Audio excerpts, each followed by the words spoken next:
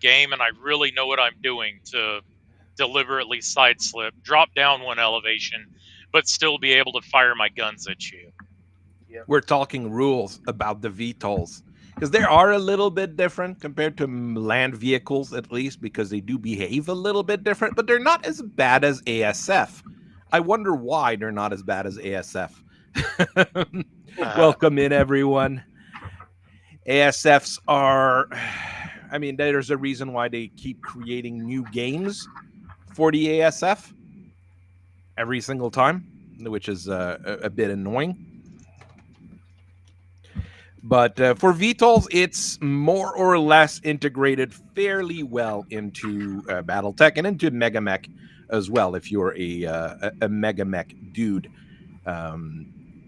you barely have to think. In Megamech, if you're using VTOLs, you barely have to think. It does it pretty much all for you, and then you crash into a hillside because you side slipped and well, you didn't realize that you side slipped. Yeah. VTOLs are currently, I would say, the kings of the battlefield in real life. I mean, yeah, jet fighters are probably better here, but with an helicopter, you can go places. You know, like that meme of what's his face, Brad Pitt taking up his a car. There, if you've got a car, you can go places. Where if you've got an helicopter, you can go places nowadays. I would say, like, I'd be far more afraid of an Apache showing up on a battlefield than any tanks in this day and age, personally. That's fair. I don't know how Tanky, who was in the forces, feels about it, but I mean, a CH-53 can lift an M777 Alpha 2, 155 millimeter howitzer. there is supposedly, we were told that supposedly the Osprey can also haul a 777 Alpha 2, but we were also informed that in the picture that they used in our class and in the promo footage of Ospreys being able to lift a 155 howitzer, we were told that the picture was taken in such a way that while it looks like it's airborne, it was hovering, the gun was hovering about 5 foot off the ground. And as soon as they got the picture, the Osprey gently set it down, disconnected, and flew off. okay, yeah. Well, the Osprey is a VTOL, and I mean, it is basically what the Karnov is in Battletech. I'm very glad I didn't have to ride in an Osprey. I'm very glad I was nowhere close to needing to ride an Osprey, because, like, I'm not gonna refuse a lawful order, and get on the Osprey is a lawful order. But I am going to call my mom and say, "Mom, I'm getting on an Osprey. I love you, and if something happens, this is what I need you to do with my laptop. Wipe it and donate it to a children's hospital." Here's the magnet, and you put the magnet in the back of the computer. No, sir, I am a good boy, and my computer is used for storing images and the word of Jesus all over the hard drive. I have a lot of Linux distributions on my computer. Sure. I think the Karnov originally, when they did that particular art there for TRO 3027, it was actually the early drawings for the Osprey, if I remember right. The Osprey was an old concept. I mean, and there's a bunch of other tilt rotor aircraft that Bell and Boeing and whatnot worked on and trialed before they settled on the Osprey.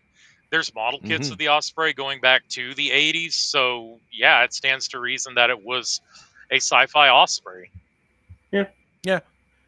I mean, like many vehicles in TRO 3026, the art was taken from military hardware that either was in prototype stages or going to prototype stages, things like that.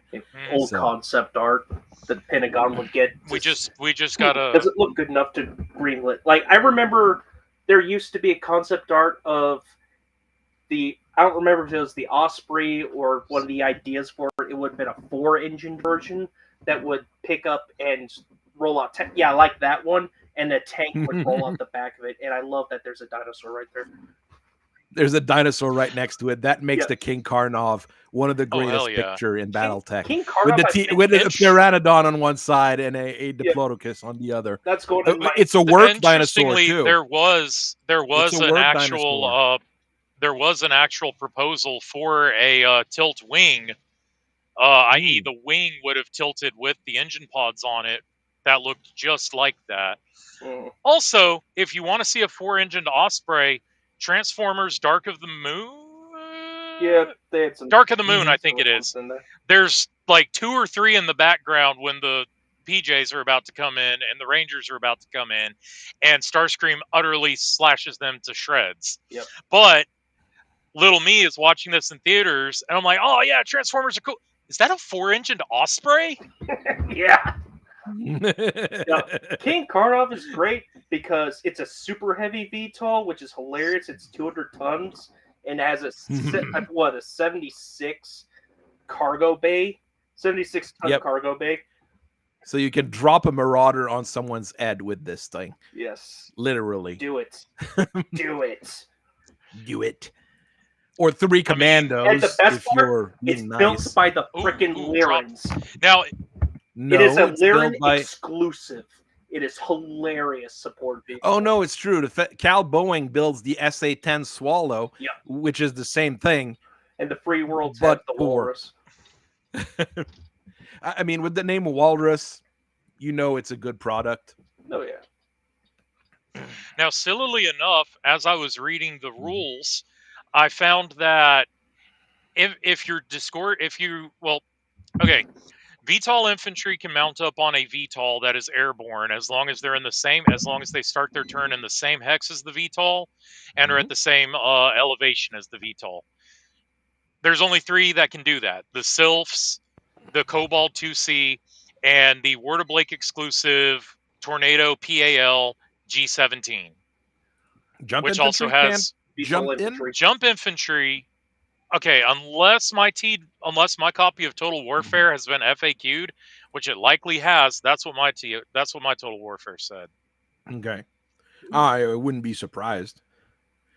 I mean, so I'll just assume mine has been FAQ'd, but it did say that no matter how you're mounting or no matter how you're dismounting, it costs the VTOL 1 movement point. It costs the vehicle 1 movement point because they follow the same mounting rules as vehicle transports do. Yeah. Just like, here's these caveats of if it's a VTOL, it has to be landed to get infantry, blah, blah, blah. But it costs 1 movement point to do that. So in theory, your King Karnov could actually drop those 3 commandos or that 1 Marauder in a turn and only cost it 3 to 1 movement points. There you go. And he'd still be able to fly off and act as a spotter. Well, already goes 3-5, so yeah, just as a guy getting out of the way because you are going to get primaried. Yeah, and it only has like 6 tons of bar 7 armor. Yeah, ouch. It is a support vehicle, not a combat vehicle. Do not take your King Karnov into a combat situation, please. Yes, the AFFC wanted to make one with military spec armor, but they thought it would be too expensive and not compatible with the craft's primary mission, which is transport. Yeah, you don't want your transports to get blown up, dudes. Never mind. You are not the United States military. You cannot afford to convert half of your C-130s into AC-130s. But you can bring a Karnov from 3 map sheets away, fire your Thumper. You can bring that Karnov. I mean, you could make a King Karnov with a long tom. Ooh. Out the top. Like it opens on the top and it. Are we being silly again? Are we doing a silly Billy again? Now here's the option. Here's the option. Wait. Here's a silly thing. If it's got 76 tons, load it with a lance of tanks, and then have a couple of Tonbos, those ones carrying the mechs. Since they got 4 lift hoists, and they have 7 tons of comms equipment, so there's also your mobile commands and search and rescue or whatever. The thing is, the one problem I have with this, let's say, is that the Tombow is not very good in the battle bus situation. We did make a few battle bus helicopters with multiple lift hoists and ferrolamellar armor and the jet booster to make sure it gets into position quickly enough. Because the mech drops, if you've ever watched Dogram, when you see the mechs drop, when the helicopters grab the mech and bring them to drop in the location, that is super cool, but you can't do it normally in Battletech. So I had to make an helicopter for that. I just want my Armor Core 5 cutscene in Battletech. Oh yes, Armored Core 5 is some really awesome cutscenes. Unfortunately, the Tombow isn't invalid. Yeah, I mean that's why I made the battle bus, but I don't think if I look for tank, I'm not sure I've exported it to. Oh wait a minute, there's another VTOL that can do that. That's a very silly boy. Hold on. I don't think I exported it to Mega Mech. It was a very silly little thing. I think it's 2 lift hoist on a super heavy helicopter, obviously. So you can basically lift a 100-ton mech and bring it where you need it to be dropped. So yeah, the Tombow. At a speed of like 812, 16 with a jet booster. Okay. So quite functional as a deployment unit. Oh, it's because I don't think I was in the right thing. If I look here in VTOLs. No, not a shot. I don't think I exported it. Oh no, battle bus, transport chopper. There we go. It's got 4 lift hoists. Sorry, that version. There's a version with stealth too that someone had made, which is also quite funny. But yeah, I mean, if you want to drop off battle mechs, this would be it here. Ferrolamellar, so you don't get easy rotor hits to blow you up. Fuel cells, so it's cheaper, but I mean, it's a super heavy helicopter, so the price just jumps up because of that. 2 AP gals for protection, free case, 4 lift hoist, and a VTOL jet booster to get into position. Oh, I mean, I see what I did. Okay. I was thinking of a shun, but I used it in the game for pirates because it's on the Merc list. It's got 4 lift hoists and a infantry compartment of 12 tons. So you clear the area, a bunch of battle armor, and I forget what, gorilla suits and other exoskeletons. Jump out, load everything up, and then ride the helicopter back out. I mean, it's a way of doing it. Just being a thieving little goober. And that one goes 7-Eleven. Yeah, which is not super fast for an helicopter, but it's only a 40-tonner. I think there's some more support ones that are heavier. But VTOLs do move a little bit weird. Basically like a hovercraft. If you go flanking speed and you decide to turn, well, you have to make a PSR. If you fail your PSR, weird things start happening, unfortunately. Generally, you want your helicopters to be fairly high, elevation 6, 5, 6, something like that, because you don't want to crash into things. But if you fail your piloting skill roll while flanking and turning, well, you lose an altitude and you move an X sideways by side slipping. And what happens when you side slip into a building? You roll your... I got it pulled up here. Total Warfare. You roll a charge and do damage to the building and yourself in return. The problem is most helicopters are not very well armored. The ones I have pulled up here are helicopters that we've built, and they're all very well armored because we know, well, you're still going to get shot at in an helicopter. What's that one from the No. Serrano, if I remember right. Yes. Yeah, it's a little, The it's a Serrano little better. gunship, which is a 30-ton helicopter from the Star League. 12-18 movement. 12-18 movements. It's really fast. Good scout. And it's got a large laser. Is it a large or an ER large? It's a large. And a Beagle active probe. So, I mean, it's got all the fancy stuff in it. It also only has 1 ton of ferrofibrous armor. What happens if you got 1 ton of ferrofibrous armor and you slam on the side of a building moving 12 X's? Splat. Yeah. There is usually no Serrano gunship left after that. The Serrano's an example of a bad VTOL, I would say, just because of that. You're not going to be able to take advantage of that. Just any hit that has any business shooting at a VTOL is going to immediately kill you. I mean, an LBX, if you just get a couple pellets in, you know, it's going to be bad. But I mean, it should be enough to cripple you, especially if you shoots you in the rear. A medium laser and you're out of armor in the front. That's usually. Or for larger VTOLs, what happens to me a couple of times on tabletop is you skidded, you slip, and you go right off the map sheet, and it's gone now. Yes, that is another problem. Side slipping out of the map is another silly thing that happened. I will agree. Nightshade, yes, you are right. The Nightshade also has. This one has 2 tons of standard armor on a 25-ton mech helicopter. The Sprint. I think the Sprint is just like paper thin. Yeah, but isn't the Sprint like a 1-ton helicopter or something? It's a 10-ton helicopter, and it's just a C3. An active probe. Yeah, it's an active probe, very good, nice little scout. Active probe and a tag. Yeah, I use it for like artillery spotting, but you breathe at it and it goes down. But it's 1320. Yeah, it is. This one is at least decently hard to hit. You are paying infantry prices for it, so there you go.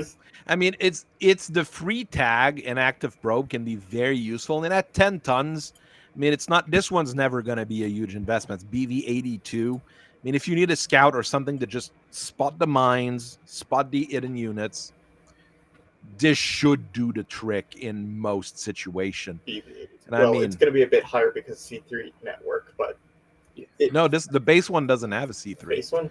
The base one is just a tag and an active probe. Yep.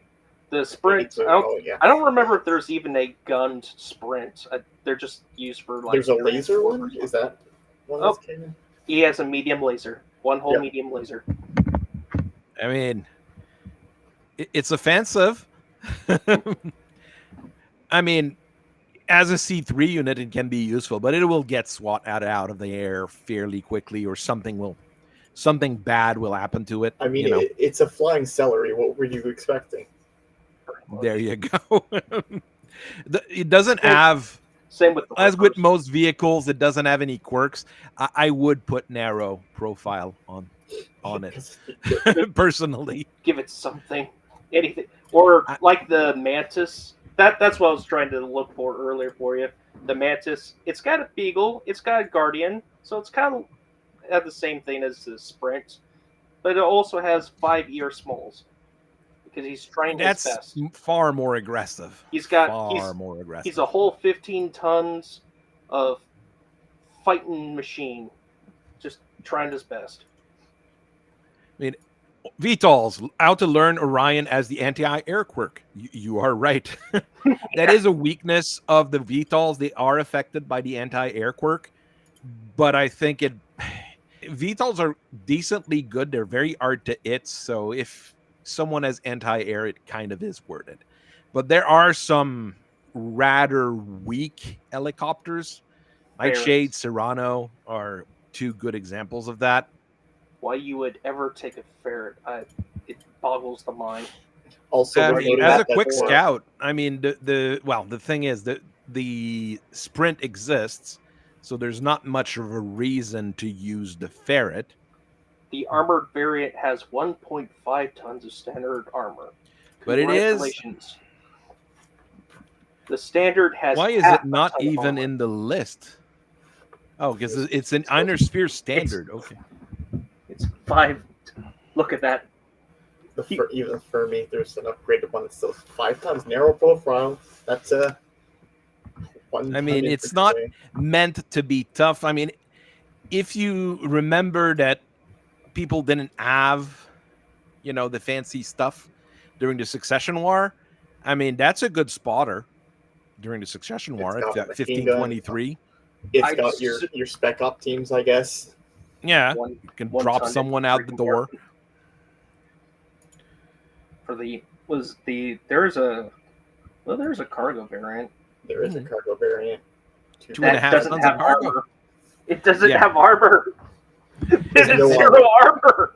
That is a bit of an issue, And one internal. Don't get shot. No. That is literally the flying flatbed truck. I think a flatbed truck has more armor. Yes, it does. I mean, the Ferret is in its own category as a 5-ton vehicle, I would say. I mean, you can't do much on a 5-ton vehicle to begin with. So, but the more classic ones, those were in 2750. You've got royal versions of the Nightshade and the Serrano as well. Worth noting that those royal ones are clan exclusive. Yep, those are clan exclusive because the Inner Sphere just doesn't have them anymore. Golden Century. Don't mind if I do. But the thing is, the clans wouldn't really have them either at that point because it would be completely out of date. You'd have to replace. And it's a vehicle, so you give them to people you don't like. To begin with. But the thing is, you can't fix that ER large laser on, let's say, the Royal Serrano, which has a lot more armor. It has 2.5 tons of ferrofibrous because it's got an XL engine, so it's freakishly expensive.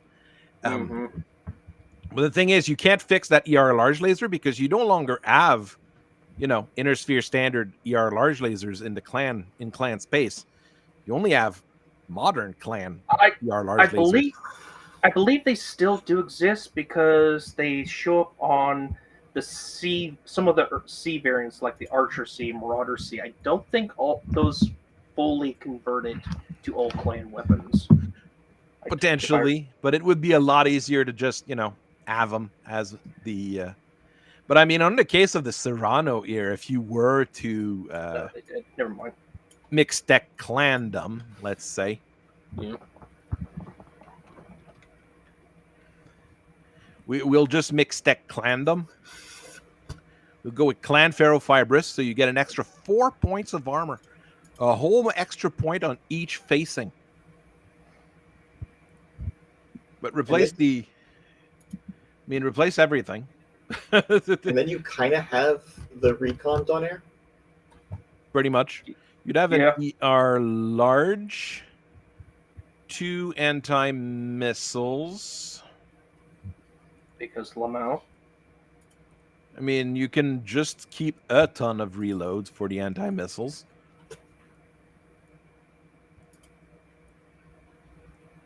And you're missing a probe. You need a active probe. I mean, you got 3.5 tons left. You could just stick back in armor, and then it becomes quite a nasty scout/striker. It's still 12-18, yeah. Yeah. 6 tons of ferrofibrous means you can't get it to go away. Not easily. I know you can't just switch it to a regular engine. I was thinking, like, could we just switch it to a regular engine? No, you just can't. It needs that XL. In hindsight, VTOLs would help explain the clan's way they make their anti-air mechs so ridiculous. It's like, I really want that thing gone. All the pulse lasers. Or just Gauss rifles. AGs. Anything of the sort. Or 4 Ultra AC2 in the case of the Rifleman 2, the Rifleman 2C Mark II. and a number of other vehicles, but they still came later. It's the ones just like day one of Clan Invasion. They're expecting tons of VTOLs. Rifleman 2, yeah, basic Rifleman 2C, 4 large pulse, go away. It Leave just me alone. removes helicopters from the hair almost immediately. And I mean, if you add that mixed, or I mean, this is fully Clan Tech at this point, Serrano. Yeah. It would be a effective gunboat, and with an anti-missile on each side, I mean, it's just going to be annoying in general to take out. I mean, this is a decent upgrade to it. I don't recall. I think realistically, the only VTOL the clans would actually have during the invasion would be things like their mixed tech version of the Kestrel, the Anur, the Donners. I don't think they had many That's it. VTOLs, which the Anur, the basic one, okay, you have an infantry, 7-ton infantry bay, but it still has 2 medium pulse lasers and an ER medium. Ouch. I mean, it's enough So, to cause two a lot of medium. issues. It's enough to make other VTOLs go away. Yeah, it'll make the VTOL. But I mean, Nightshade, ECM, VTOL, Royal. I mean, replace that inner sphere large pulse laser with a clan large pulse laser, and it is now a problem. Mm-hmm. And you have that extra ton you can stick in the armor, so it's it's going to last a little bit longer, I guess. Not super long, but I mean, I did make an Omni VTOL following that kind of idea with ferrolamellar 7.5 tons. It's just not going to go away. And large balls, four SRM2s, tandem rounds as standard. VTOL jet booster it goes what, 20? Yeah, it goes 20 with the jet booster. So 10, 15, 20, a large pulse laser in a chin turret, plenty of armor, a lot of SRMs. This is just like every player needs to now bring riflemen to the table. Which you should be doing anyway. But it has the armor that the AC-2 isn't going to clip it immediately. I take it that we're over the Tonbo and we have moved on to more fiery, explodey fields than big transport we were making VTOLs fun. that can do silly things. Making fun of the Serrano and its 1 ton of ferrofibrous armor at first. Oh yeah, we put ferrofibrous armor on it. Now it's more expensive. Awesome, and more armored, right? More armored, right? An extra point, okay? It's great. Hey, look, it's a flying hussar. Hey, the hussar has more armor than that. Not much, but it does. Then we made a mixed tech version of the Serrano, which is now entirely a problem when it's on the field. So, there's things you can do. It's like, hey, there's no flying large clan pulse laser, and I think there's a reason for that. Well, I mean, I made a flying large pulse laser, which is a very bad thing. People will hate it quite a bit once you start doing that. Let's just be quite honest. And same thing, there's not many flying AGs either. Oh no, there's the onerous E. That's a flying large clan pulse laser. And an ATM-9. Because go away. This will make people go away, yes. It has 88 points of reflective armor, so we're going to... it's not very armored, I suppose, because it's an Anner on steroids. But it's reflective, which is good because the pulse lasers shooting at you won't do as much damage. But the AGs and the LBX will be, normal, let's say. The C with the LBX-20. That's just, We have Mechbuster at home. This is the kind of thing you bring to a game just to remind people that LB-20X are a problem. And I mean, it's 812. It's not super fast, but it's fast enough. And it's got a VTOL jet booster, so it's 812-16. So it will get in place to blow you up with an LB-20X. Things like this remind me VTOLs are terrifying in city fights because they can go down in elevation and hide behind the buildings. until they side slip into the building. But there are issues. So And the just don't Onuris go has too another fast. advantage, being an Omni VTOL. It has ablative battle armors attached to it. Yeah, use those sylphs and load them up with bomb racks or something to be extra silly. Why not have gnomes riding on the outside of it that mounted on the outside of it while it was landed, and then they just spend the whole game riding the outside of the Onuris? Well, I mean, if you're in a city fight, like you put the gnomes on it before, you start flying around, you get shot at, the gnomes might take a couple of the hits, you get to the top of the building, you drop them off, and you leave. Yeah. This is going to That be works. very nasty, having, let's say, a bunch of gnomes on a elevation 14 skyscraper. They're going to see everything from there. Gnomes still got. They can even see what kids lift cinnamon toast crunch, I would hazard a guess. I.e. spot for artillery. But anyway, gnomes do have jump jets, right? They don't have to fire their missiles before they can jump, right? No, they don't have a jump jet. No. They've got Oh, too cool. much armor for it. So then they can ride on the outside of the Onuris, and they can jump off of the Onuris, even if it's at like elevation 20, and hit the ground and be just fine for it. Or they do have that going for them. You have Iron Bolt at that point, so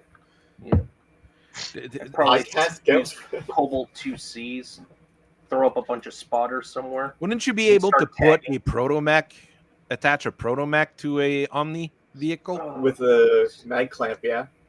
I mean, in theory, I don't see why not.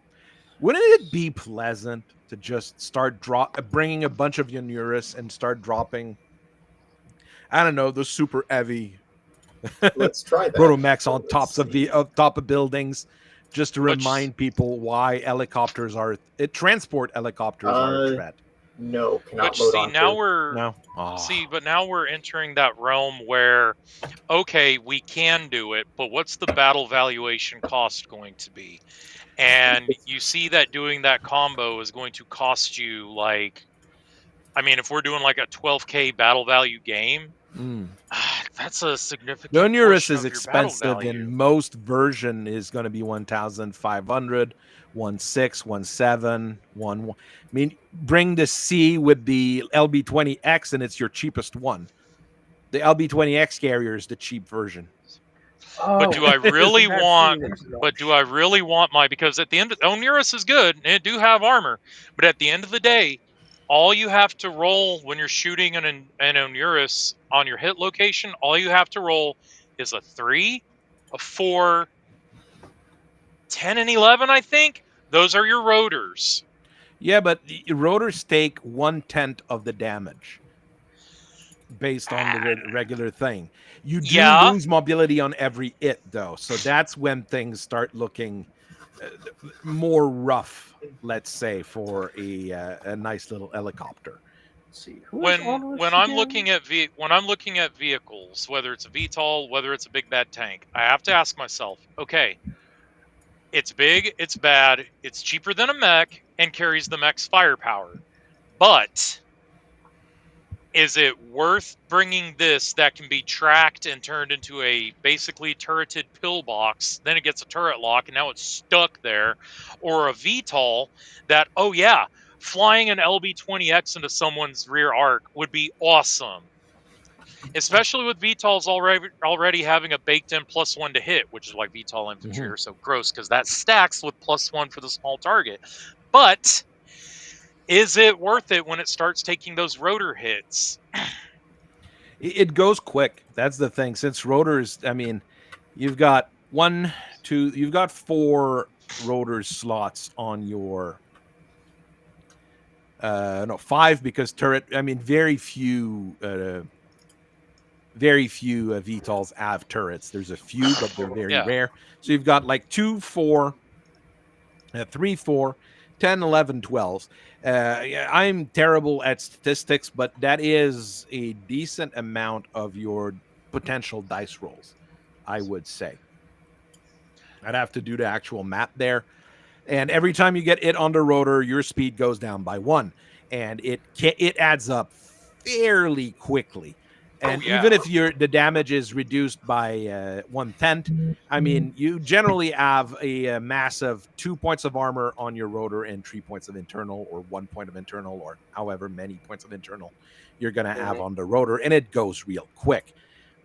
It seems to me like if you're going to take an Onuris or any of these fast get up in your face type VTOLs, and especially an Omni that can then like have elementals jump off of it and all that good stuff, it seems to me like you not only need to be an aggressive vehicle player, which I am not. My vehicles are typically used as like support, fill a hole in my list for cheap, etc., etc.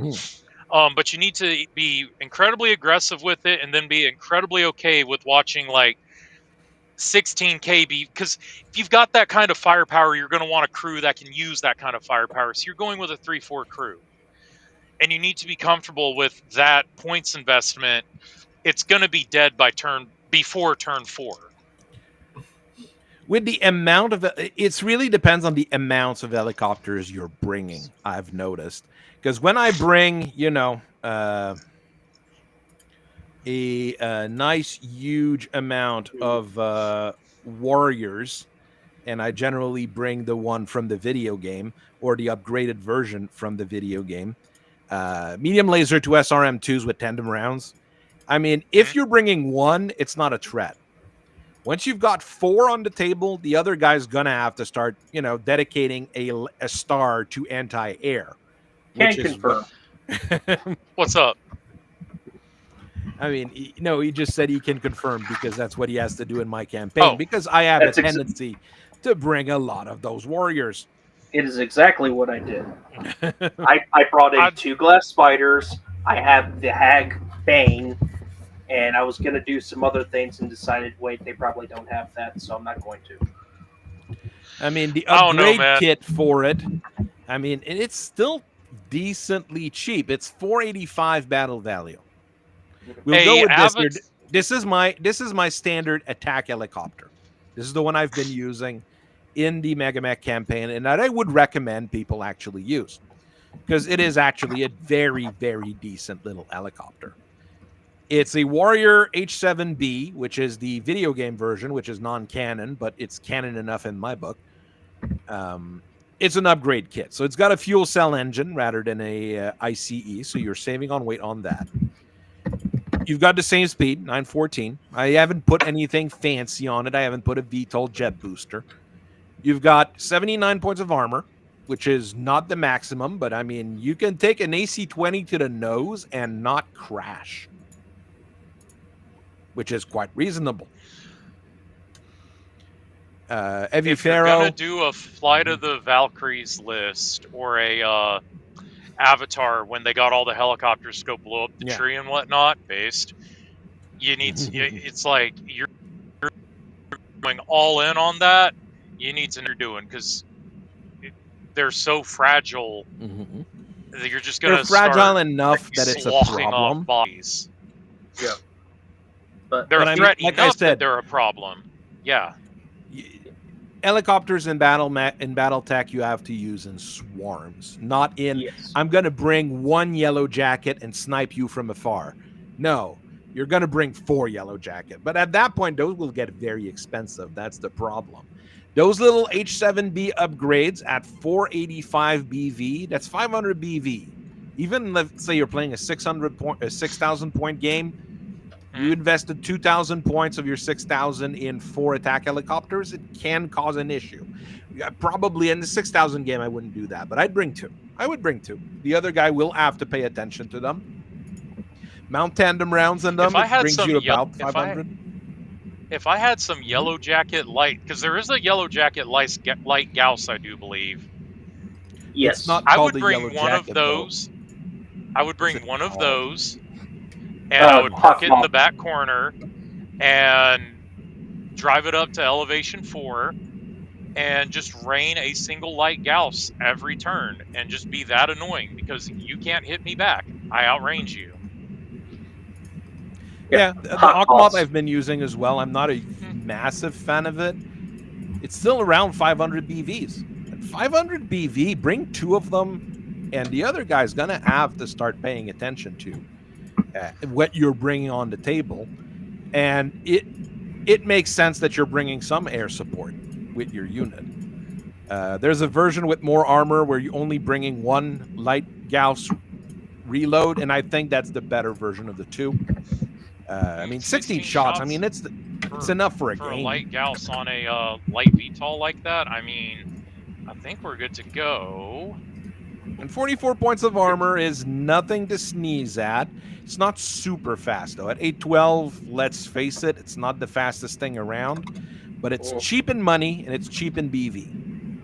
The Yellow Jacket's big problem is that it is an expensive, like 782 for the standard one with the 2 tons of Gauss rounds. It's a bit fragile. Yeah. It's not bad, but yeah. I almost prefer the PPC version. It's an ERPPC with a C3 slave, so you can hook it up to that C3 lance. Or, you have a partisan and 3 Yellow Jacket with ERPPCs. And ERPPC means you can backstab people because you don't have a minimum range, while with the Gauss rifle, you have to play the sniper role. So with this, you can actually be aggressive. And let's face it, the Yellow Jacket PPC is also faster, and it's got more armor with the heavy ferrofibrous. So it loses on the sheer destructive power of the Gauss rifle, but it wins on everything else, at least in my opinion. All right. Now, here's a thought. I bring it up because I did it once and it actually kind of worked. And in our last game, it definitely worked. Yellow Jacket with the Arrow 4, and then you send a bunch of Carnos with battle armor and tag, and you start tagging everyone in the back line, trying to home in on something. Because you're evil. That's what you are. It's an Arrow 4 you can't really catch. There you go. And because of the Yellow Jacket's movement, you could potentially, if you time it right, move up forward to where it's one board away so it hits that turn instead of having to wait next turn. Oh, no, it is definitely a good version, a good option on the Yellow Jacket. But if you Yellow do something Jacket like that, Rotary AC5 is also pretty decent. It's slow, like the regular Yellow Jacket. Yeah. But I mean, targeting computer, a Rotary AC5, and now they'll be able to load caseless rounds. Things will be funny.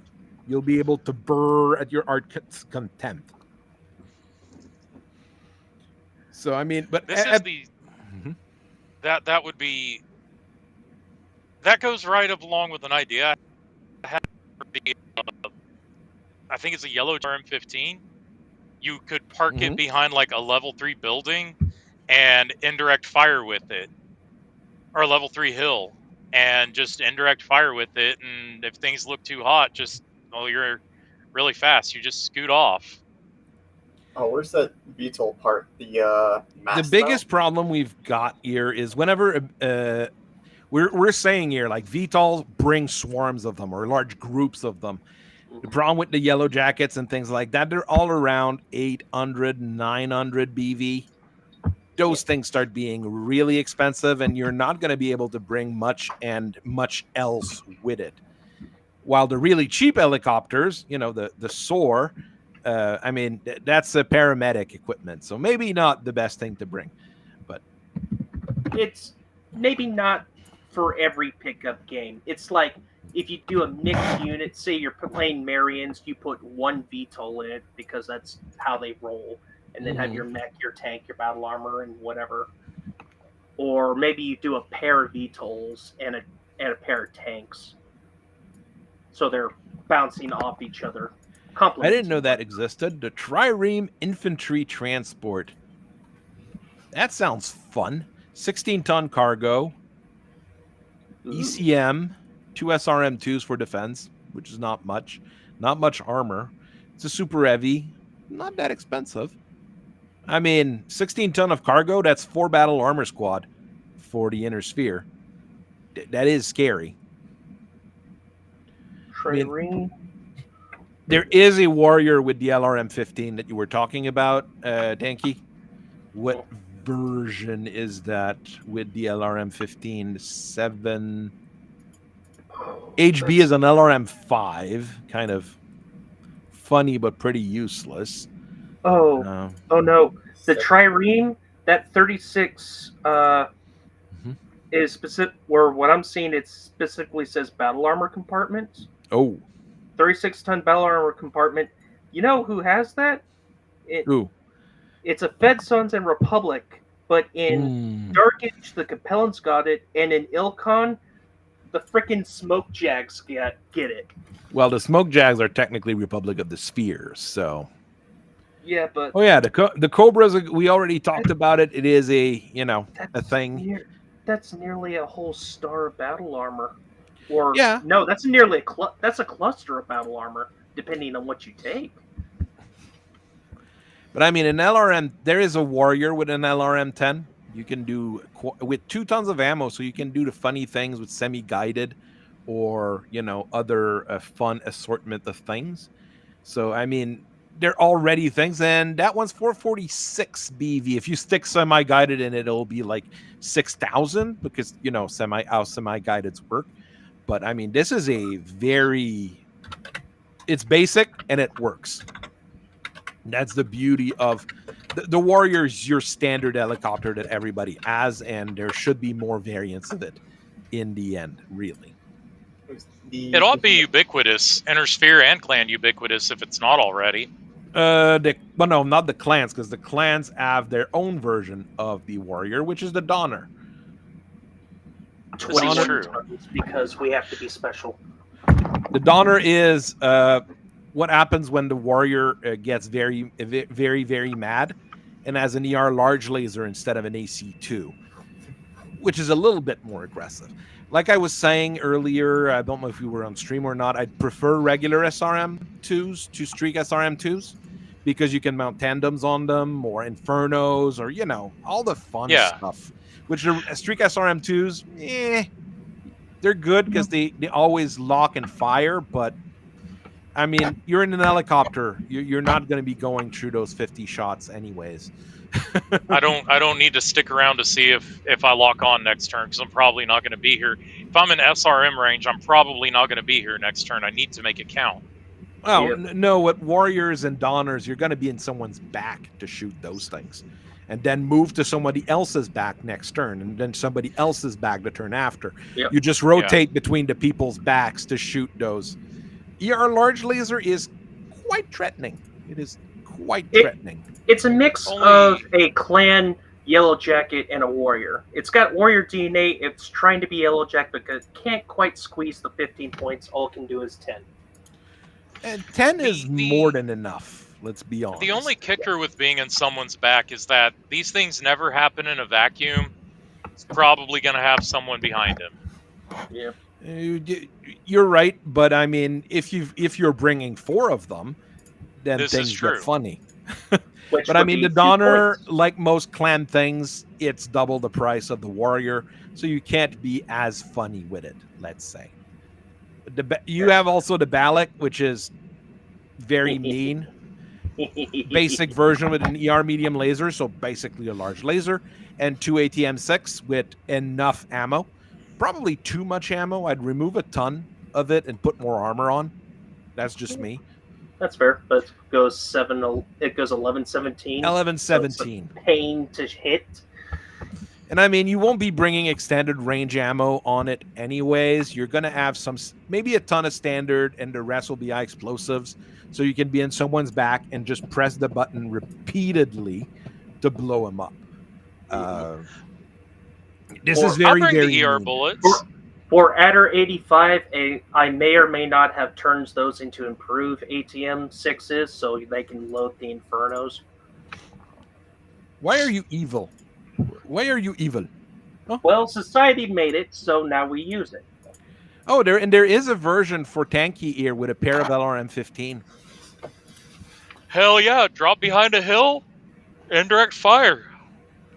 And they're standard. All they don't the have the Artemis, so you can load some special nonsense. There's another component for VTOLs, the mast mount, which lets you C one level higher? Yes. That is odd, but it does exist. There is. It exists because it does actually. That's what the dome on top of the Apache is for. Now Basically, combine yeah. that with your LRM, so you can indirect fire for yourself. Absolutely. And I'm stationary and all that good. And mind you, the only reason I would ever consider that an actual viable tactic, well, because number one, it is technically a viable tactic, but also number two, oh, you brought a longbow, you brought an Orion, you brought an anti-aircraft targeting. You quirk. better bring an anti-aircraft. If you start knowing the other guys bringing VTOLs, start thinking of bringing at least an anti-air mech in your list. Oh yeah, Bless you. thank you. I mean, the Gossamer is another great example of a clan machine that is entirely evil. 3 medium pulse laser on a thing that goes 11-17. This will get into somebody's back all the time. And with 3 medium pulse lasers, it will it. It's not enough for a piloting skill roll, though. It wouldn't need a Fort 1. And with a Fort 1, it wouldn't work. Oh no, you could stick an XL on there. Yeah, because there's an XL version of it. Which has an LBX-10. But why? It's for hunting other VTOLs. You have an LBX-10 with 1 ton of ammo, so you take clusters and then you go and hunt down other VTOLs. Better take an AG-20. That's what I did. I don't think there was enough room. Otherwise, they would have. AG-20 is the same weight as a LBX-10. Huh. Considering that, well, that's fine. No. It's a Snow Raven design. No, It's it is not, because the Clan LB-10X is lighter. No, it's 10. It's the same weight as the Inner Sphere, as the no, it is the same weight as the AG-20, which is 10 tons. So you could swap one for the other, and it would be, 1 ton of ammo. Yeah, you can't stick an extra medium pulse because even with an XL engine, because you have to pay for the heat sinks. You could stick a bunch of small pulse lasers instead. I mean, you're going to be in someone's back anyways.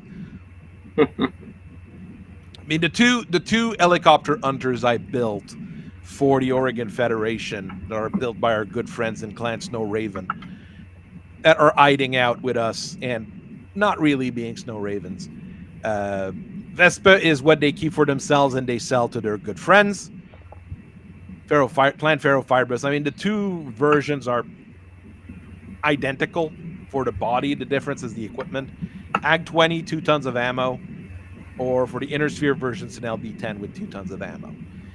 This is going to be able to hunt down other enemy helicopters, and I did put anti-air targeting on it to make it, extra nasty. Would that be a +4 or -4 to it with the AG against another helicopter? I think so. So a lot better than the Ken VTOL with anti-aircraft targeting, the Strix. Yeah. The Strix is not terrible, though, if I remember right. Well, it's supposed to be shooting at other VTOLs, so Ultra 2 isn't terrible. Oh. Why? It's an Ultra 2 with a targeting computer. But why? Why not? I mean, it has stealth armor. Stealth armor is... I do think it's not terrible with what you're saying. I mean, if it's going to be using its jet booster with stealth armor, you're just not going to shoot at it because you're going to need at least 13s to hit. Yeah, I mean, it's just not going to happen. It's just... Where is it? And then it flies over and discovers all of your hidden units with its watchdog. Where is it? Is it Clan or Inner Sphere? It's Clan. It is Clan, okay. That's why I can't find it. Clan standard, yeah. Clan standard? Is it? Is it Clan standard or Clan experimental? Sorry, which one again? Strix? Strix. Strix Stealth VTOL, okay. Vehicular Stealth, that's pretty good. ER Smalls, very decent. Ultra 2, come on, guys. You could have done better. A Rotary 2 maybe would have been interesting. But I mean, targeting computer, watchdog, VTOL jet booster. It doesn't have a whole lot of armor, but still. You're not going to be shooting at it because it's stealth armor and going Yeah. 711. 711 stealth armor and Ultra 2. I mean, I wouldn't be hunting any helicopters with that, but I would be hunting vehicles like other tanks, things like that. But it has anti-air targeting, so it will hit. Just made an annoying Fighters. little snot. Just paying take 2 damage. Oh yeah, that's the warriors used by the by our good friends in the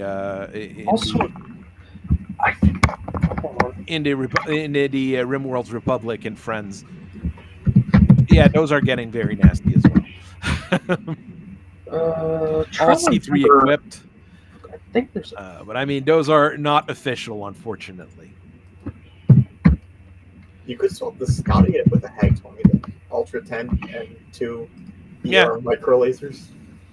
You could Scotty swap is a cool VTOL. It really looks cool, and you could swap that Ultra 10 with an Ag 20 to take out other helicopters fairly efficiently. 10-15 Hag 20.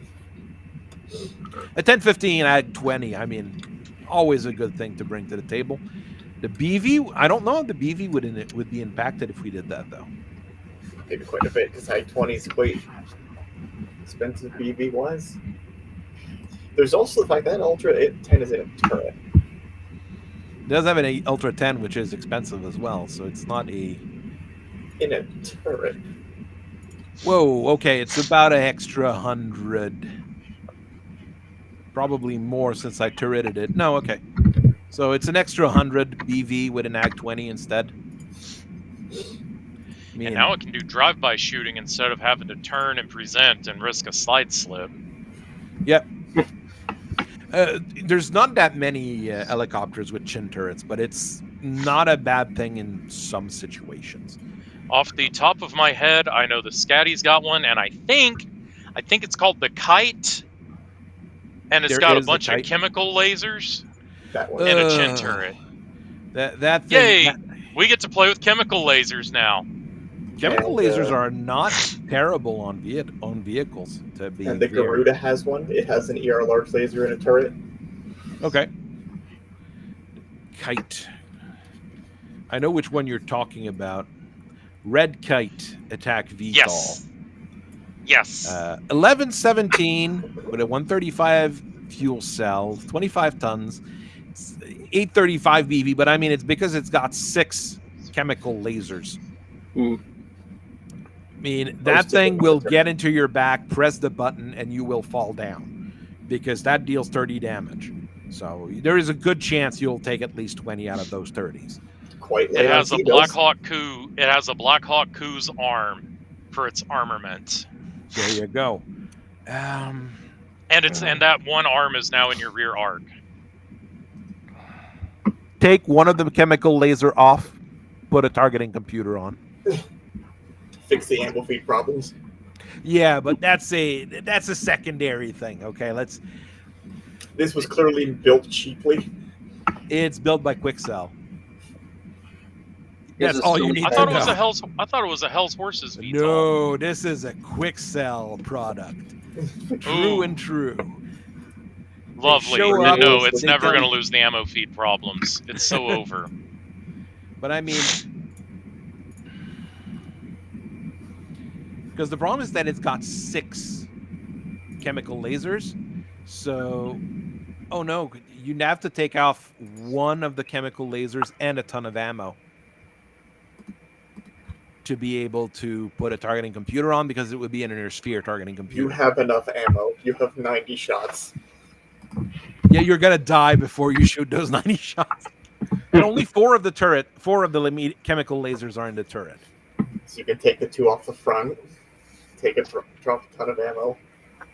No, if you take off the 2 off the front, you can just put the targeting computer and keep the ammo.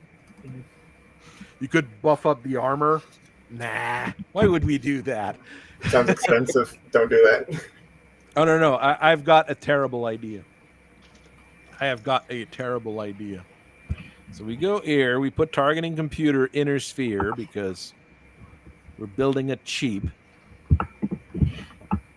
And then we go to VTOL jet booster. Oh no. Oh yeah. Is a VTOL jet booster on a fuel cell? Hey, it's legal.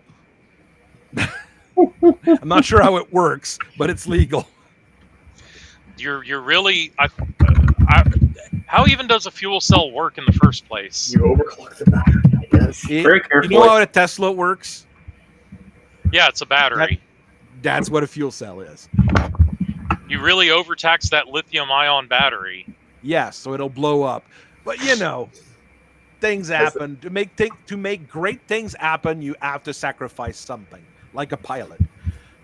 I hope your coolant truck has the appropriate fluid in it to put that lithium fire out, because It's made to cool down Battletechs, man. It'll work. apparently a lot of fire brigades are having problems with when yes. EVs catch on fire. Mm. They can't Yes. actually put the fires out with water. It only exacerbates the problem. Because they're metal fires, yeah. Yeah, it is Yeah. not pleasant. But I mean, this ear is the ultimate evolution of the red kite.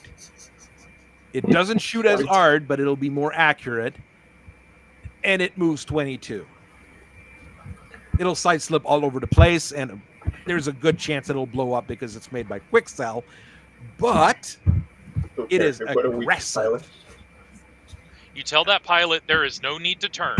You need to fly in a straight line. You have a chin turret. You can fire in any arc that you so choose, as long as you fly in a straight line. You probably have a gunner in that turret too, like in World War II there. Much like Apaches and Hinds, and basically that's the standard. The Augustas have them. The South African helicopters, they all have. That's been the standard for the turret. longest time, is that you have a pilot flying the thing, and then you have a guy sitting in the front seat. Don't quote Shooting me, the but I think stuff. the front seat on the Apache and on the Cobra On most the Cobra helicopters that I know, is the Zulus, gunners in the front. it is the gunner up front, because he's got the best field of view for his gunnery. The other guy just has to make sure he's not going to hit anything. You know, like a wall or a building or a cliffside. But He's flying at Blaring Hatred Copter by Deathclock through his headset. Yes. But I mean, actually, we have a Team Yankee local who on his Army Huey Cobras, he painted one of them up and named it the Hatred Copter. good. And I always wanted to get a 3D printed Hatred Copter as a proxy for mine.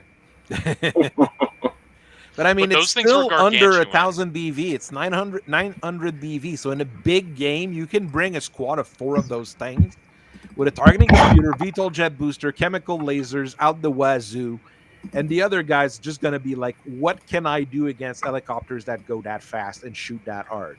Well, He's going to have to focus on them. Yeah. There is one silly trick, but again, just artillery scum like me is usually the only ones that think of it.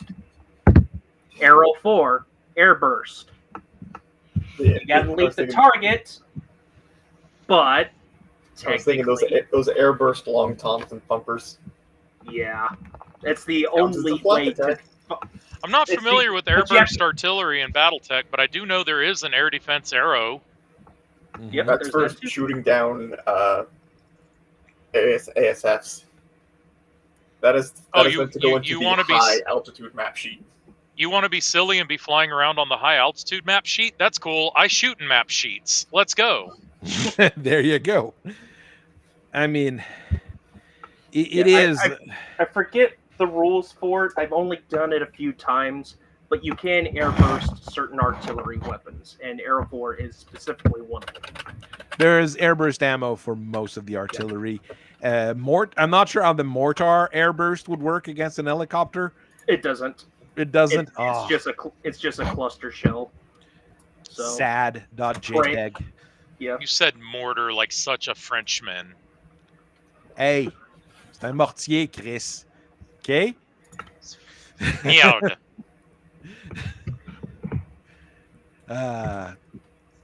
How would you? I mean, there are solutions to helicopters, but many of them will require a little bit of thought ahead of time. So, you do have to extra worry about it. dedication. Yeah. We could put mech mortars on a VTOL. Plus a mass mount, so you can just hide behind a hill anywhere. Uh-huh.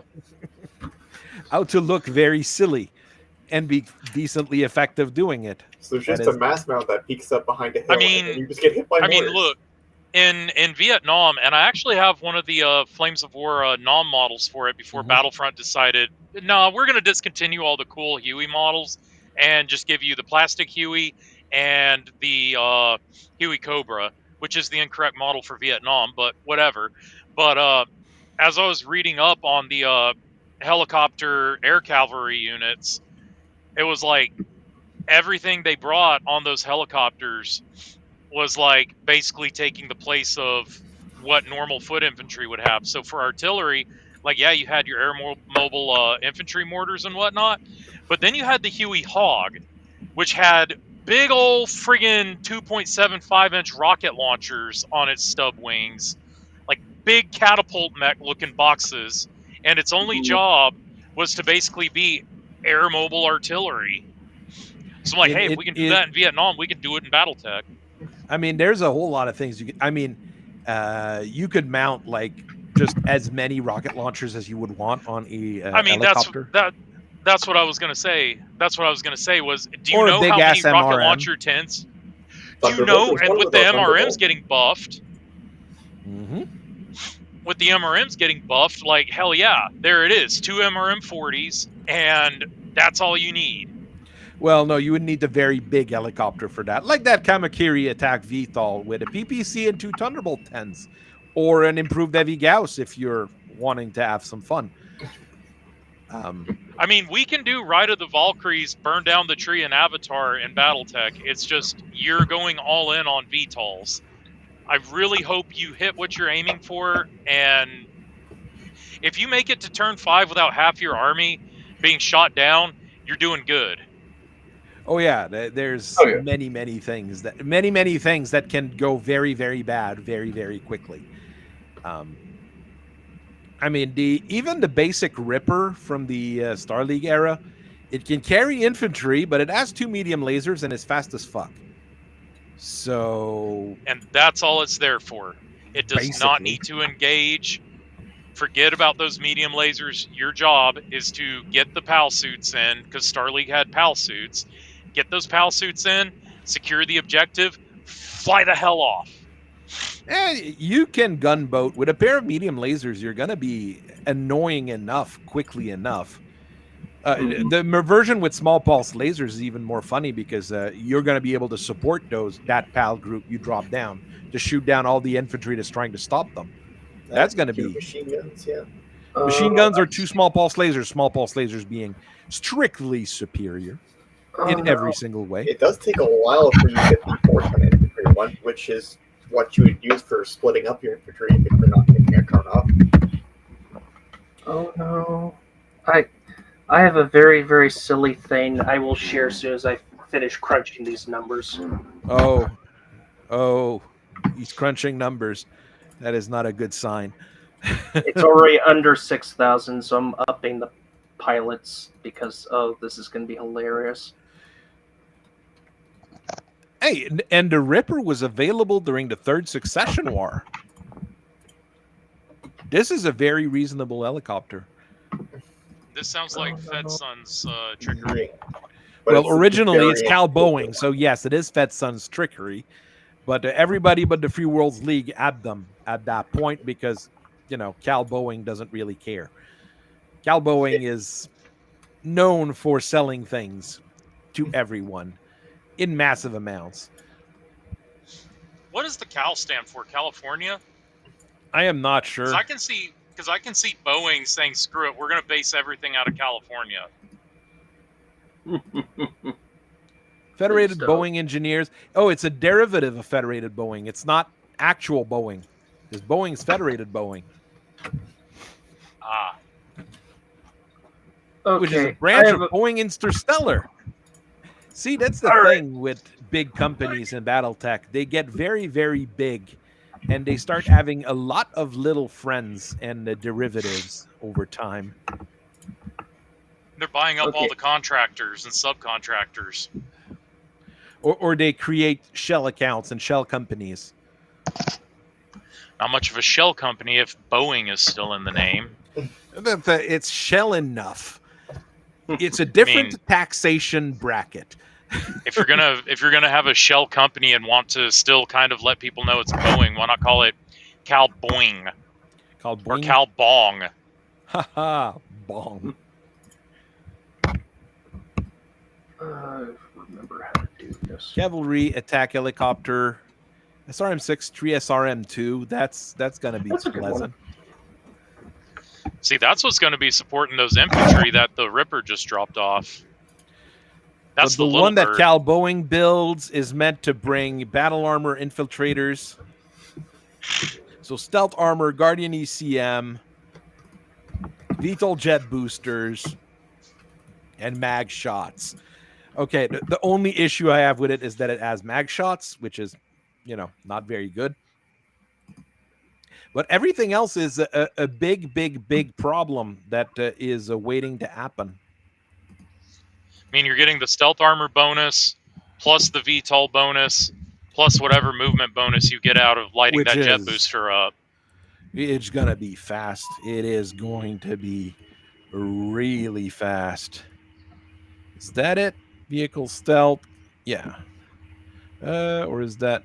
No, it should be called Cadence Rain. Cadence Rain. So it's 10, 15, 20. With stealth armor and VTOL, with all the stuff. This is not going to be... this is not going to be pleasant for the guys as you're dropping off. I mean, it says it's meant to drop off infiltrators, but infiltrators are terrible. So bring better battle armors with it. And then, with that thing, I wouldn't stick around. I would go. There's 3 mag shots. Cobalt 2Cs. Are they big enough? They're My 1.5, I think. Yeah, they're And too stealth- big to be carried in it, Oh. unfortunately. Yeah, 4-man squad. It's only 4 tons. Okay. Oh, never mind. Yeah, you're not that's- doing that. That's Dominion. Yeah, I mean, there's Cobalt, decent... now. the Cobalt 2C, when I looked at it on Mech Factory earlier, is Mercenary General and Ravens. That's weird because the Bears and Rosselhog are the ones building those only right now. So I have Bring no idea why Cavaliers. that's a thing. We gotta Which check are, the MUL then. Cobalt battle armor. I mean, what that battle is armor team can very you weird. bring for 4 tons? I mean, you can bring 4 teams of PALs, which is already a bunch of problems if you're trying to take up a building. You can bring Achilles, which are actually also stealth and pretty decent. I mean, there's a lot of battle armors at 4 tons. Okay, and then teams of MUL has Rosselhog. Yeah, because Rosselhog Dominion builds them because it's a 2C of the Rosselhog Cobalt battle armor, and now it looks like they're selling it to the Ravens and the Wolf's Dragoons. Oh, Okay. Those seems to be the only 3 that use it. Bears, Dragoons, Ravens specifically. Mech Factory, if you're listening, you need to update your trash. You made me look like a fool just now. Bah. I'm not sure if it's the MUL that's not wrong on that one.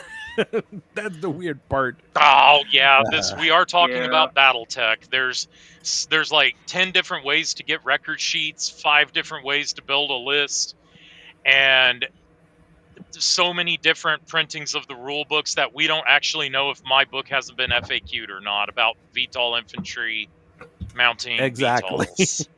Mm-hmm. So, yeah. I mean, We're playing 75 Battletech, but we don't know what Battletech we're playing. we're playing the one that we put the stuff on the table and we have fun with it. There we go. There you go. That's Maybe the best way to Are say you it. suggesting then that the real Battletech we're playing is the friends we made along the way? Exactly. Good. And as long as we can all agree, well, you saw what I tagged you and Padre with the other day when we were getting Yeah. into it about the Ultras. I'm not going any further with it because I don't want the stream to get kicked off, but you saw it, he saw it, I said it. Hey, we're happy.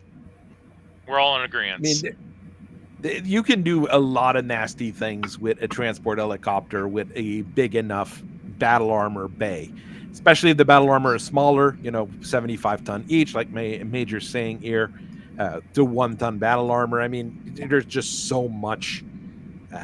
Quick battle armors are not being able to quickly deploy battle armor is not a pleasant thing to anybody, I would say.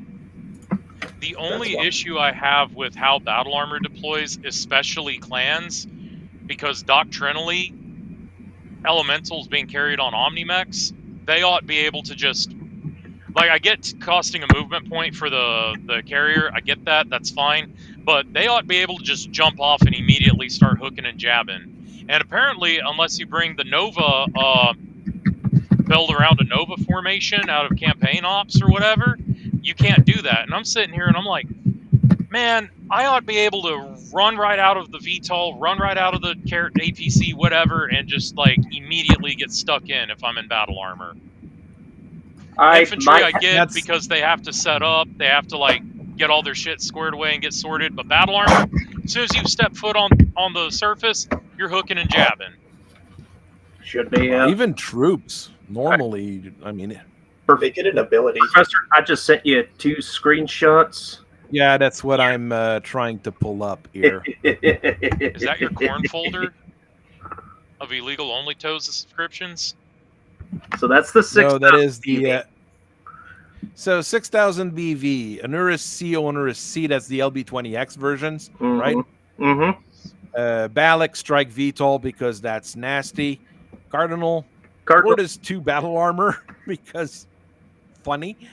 So it's a proper star. It has battle armor, and it's all on CFOX's list. So this is the CFOX requisition team when they need to repo someone. I mean, I wouldn't want to be repoed by the CFOX. And then you go 8,000, and you can get some very silly numbers for the pilots and gunnery. It's what is this BV? And I'm assuming those are all 4.5s. The other ones. No, those are 3.3 and 2.3s. Oh God! For 8,000. And the other one was 6,000. They were, I believe, all 4.4. All 4.4. How to make a VTOL cost as much as a mech? Step 1, get Onuris. Step 2, bump 1 number up. The end. I mean, yeah, 1,244. I mean, I can get 2 commandos for that. But your Onuris is probably going to kill those 2 commandos. But, yeah. But again, that one is the LBX-21. So you open up with the scatter shots, and then go to slugs when you get to short range. Or you open the building that you're trying to repo the stuff from with the AC-20 when required. And then flamers for all the squishies that for some reason want to say, no, you can't repo my mech. Yes, I can. And the card... You can always repo when your the card mech. declines from a construction company and they repossess the building. And the fact that the Tortoise battle armor was on that list just made me absolute giggle, so I had to put it in. It's a silly. I overlooked the Tortoise solely because of that weird art for it. Yes, that is. Isn't that the one that has like back wheels? It has. It's a dude strapped to his wheelchair and moving around with his hands. Oh, that's the what's it called? What's the guy name? The comedian who's I forget. Crap. A comedian who's paraplegic. Can't remember his name right off the top of my head right now. But I mean, yeah, your medium a point of those is the Cardinal. So extra fire. It's got an ATM. It's got an ATM. No, it's not an ATM. It's an advanced SRM. Advanced SRM3 and an ER med pulse laser. I did the version with the SRM6 pack because funny. With infernos in it. Yes. Because we already have funny. flamethrower elemental 2s. Why not have inferno SRM6s as well? A battle armor C3 and a pair of light machine guns, an LRM4. This is all like Yeah. Very unpleasant. So there's your Ride of the Very Valkyries. You unpleasant. come in with VTOLs, just Ride of the Valkyries, but these light up things the are place, running. and then drop off all your battle armor. And then this thing starts rolling up to the guys you're trying to repo, and they're like, "Fuck this, I'm out." Dude, it's just creepy looking. It's the Pinky from the Doom movie. It looks like something that a child would make with a ripped in half G.I. Joe and a Hot Wheels. Yeah, it's a Banshee head. Stephen, I'm calling you Stephen Hot Hawkins. when you roll up in that thing, I'm calling you Stephen Hawkins looking ass boy or a Hot Wheels ass boy. I cannot And take then you he kills seriously. you. That's the Oh, wait, problem. that's on a He's gonna turret. kill you doing that. Thank you, Starcore. yeah, Very that fun. those SRMs are on a turret. Oh, and it's built by StarCore, so pretty much everyone has them in that case because StarCore doesn't care. Yep, Everyone Starcore has them, wants but to they don't make talk money. about them. but all the weapons are clad, which is even funnier. Hard to pilot. I can imagine. I wonder why. Distracting. It is distracting as well. But yeah, put those in the Cardinal because Cardinal has it's like an updated Unur, so it has a 10-ton infantry bay, and so you can throw battle armor in it. Cardinal's the other one. Yeah, because that is a big boy. It's battle arguably armor. better than the Anhur in some cases. Yeah, it's an updated thing. I don't agree with the weapon loadout. I'd rather have those pulses instead of an LBX2, but I enjoy the increased infantry compartment. And also, all of its weapons are forward instead Yeah, of having some facing Yeah. backwards to protect you as you come in. So And I believe it was also faster. 812, same speed. Same Which speed? one? Okay. It's just the Cardinal has the XL. Cardinal.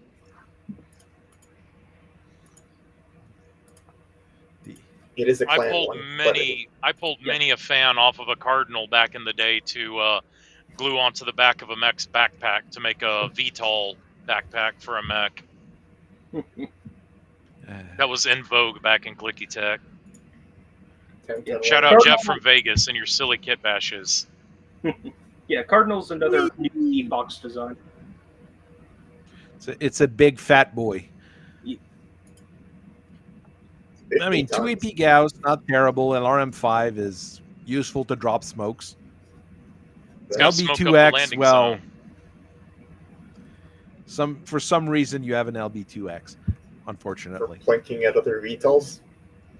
Yeah, I guess, but I mean, I wouldn't be plinking at people with that thing. I would be making sure I bring that 10-ton infantry compartment to be very evil. It has slightly, I guess, probably because that LBX2, it has slightly less BB than the Anhur BA.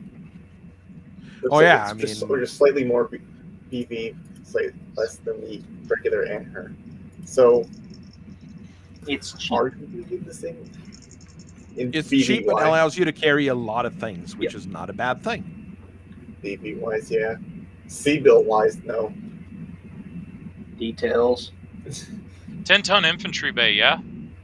12-ton infantry bay in the RAF version with an MML5 and 3 small pulse. What is actually stopping me from putting a Savannah Master in it? It's an infantry compartment, not a vehicle compartment. Which I'll modify really it into a cargo bay. there really should be, right? Mhm. Yeah, that'd be Let me have my nice. VTOLs No, deployed. no. You want to be meta. You have Mhm. your Cardinal with 2 ferrets in it.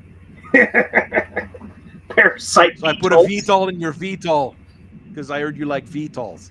Yo, no, we can do aliens with this. We could do aliens with it, and here's how. We get a 10-ton wheeled APC, we load it up with basic foot infantry, then we put it in the Cardinal. Yes. Love it. Now we're playing Make it- Colonial Marines. Or, oh no, here's a worse idea. If you want to do spot and stuff, load it with a Mhm. whole bunch of high scout drones. Oh, good lord. Why are you evil? Why are you evil? Because I've had evil done to me. I am what the people have made me. I am the thing that the world made me. You have a fully integrated C3I level 2 going on. Cardinal flies over and says, "Hey, thought you guys could use some backup. Here you go." And it just drops out a ton of high scout drones. And now they're like, "Oh, great. I have more shit to keep up with on the table. So many record sheets now. Fudge." Initiative sync. So Go. many initiative syncs. Oh, Yeah, that's my No. OnlyFans folder. Wait, there's that. Tanky. That's where I have all the mechs that I've put in all my videos. Oh, heck yeah. There is a. It is a I mean, right now I would need to, including the Crusader SS. He is there. Proud. Look away, Raphaelia. Look away. My funny and my dad's old mech is also there. Hell Nice. yeah. The trainer, the classic trainer, the adder with a pair of LRMs in the arms. That's what we Yeah. trained on when we were kids. That's what we trained on. Then we got archers and we were a little bit happier. I've got That all thing is sorts just of so things in there. goofy looking. The adder with LRM arms is just so goofy looking. It's a wonderful. It is thing. so good. It's like one of the cheapest LRM carrier you can have outside of the Mandrill, but we've talked about the Mandrill enough. You know what? The Mandrill has replaced that Battletech expansion I'm not going to mention because we've done a good job of not mentioning it these past couple of weeks. And the Mandrill has replaced that as the meme mentioner thing. There's that and the Predator, but we always bring up the Predator. What was it? Okay, it's in my Dark Crow video that Dark Crow presentation that I'm writing up right now, and the final thing is like, this is not the silliest looking mech, there's something worse, and it's the Predator. It's the Balius. Yeah. The Balius is also, the Balius is evil. It's just an evil mech. And Stefan say it in. And Stefan Amaris has reliably informed me that he would be willing to pay whatever shipping costs he's got to pay to get your Baliuses so he can do the My Little Pony force. I need to get him 6 Baliuses and a dragon. Yes. That's what I need to get him. I think I I gotta- would, I I gotta think I kick off. personally There is would the try and super friend cool him a blood kite. larger dragon. Yeah, but the blood kite looks cool, especially Plog's rework. Yeah, but no, that's the Plog rework of it. That's the super cool looking. But see, I even like the OG blood kite. It is. It has something to it. Yes. When I first saw it as a child, I thought it looked like something out of Metal Slug arcade game.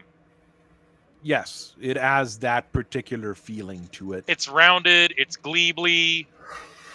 Greebly. Oh, Yeah, there's Greebly. something even more. There's something even more goofy looking. The Huller with the LRM arms. Oh, I love Kit it. Fox with LRM arm. It is one of the goofiest looking little thing out there. It looks like when your 3-year-old finds your boxing gloves and puts them on. Yes, exactly. It's precious. I mean, Keep it away from Bree. There is that too. I mean, I'm starting to have quite a few of them. Oh, I've got a meme in there with Philip Drummond. A great example of perseverance. Philip Drummond told the children. That was a series of books when I was a kid. Basically, it's like a good example of something. And it was an historical figure. I think there was Ben Franklin. What I remember? Ben Franklin, Louis Pasteur, Mary Curie, a bunch of them. And it's all like a good example of something. And it's their life history and how it's a good thing. So I put it for Philip Drummond, the guy that was conned twice in his life. Because he is a good example of perseverance. Beat cancer, become war leader again. And not only that, but you have to contend with a con who breaks up with her boyfriend because she had a bad dream. That is an issue, yes. Unfortunately. That's just putting up with women in general, though. Gentlemen, show of hands. How many times has your wife or girlfriend gotten mad at you because she had a dream where you did something bad in the dream? Never. I must be lucky. It'll happen. Oh.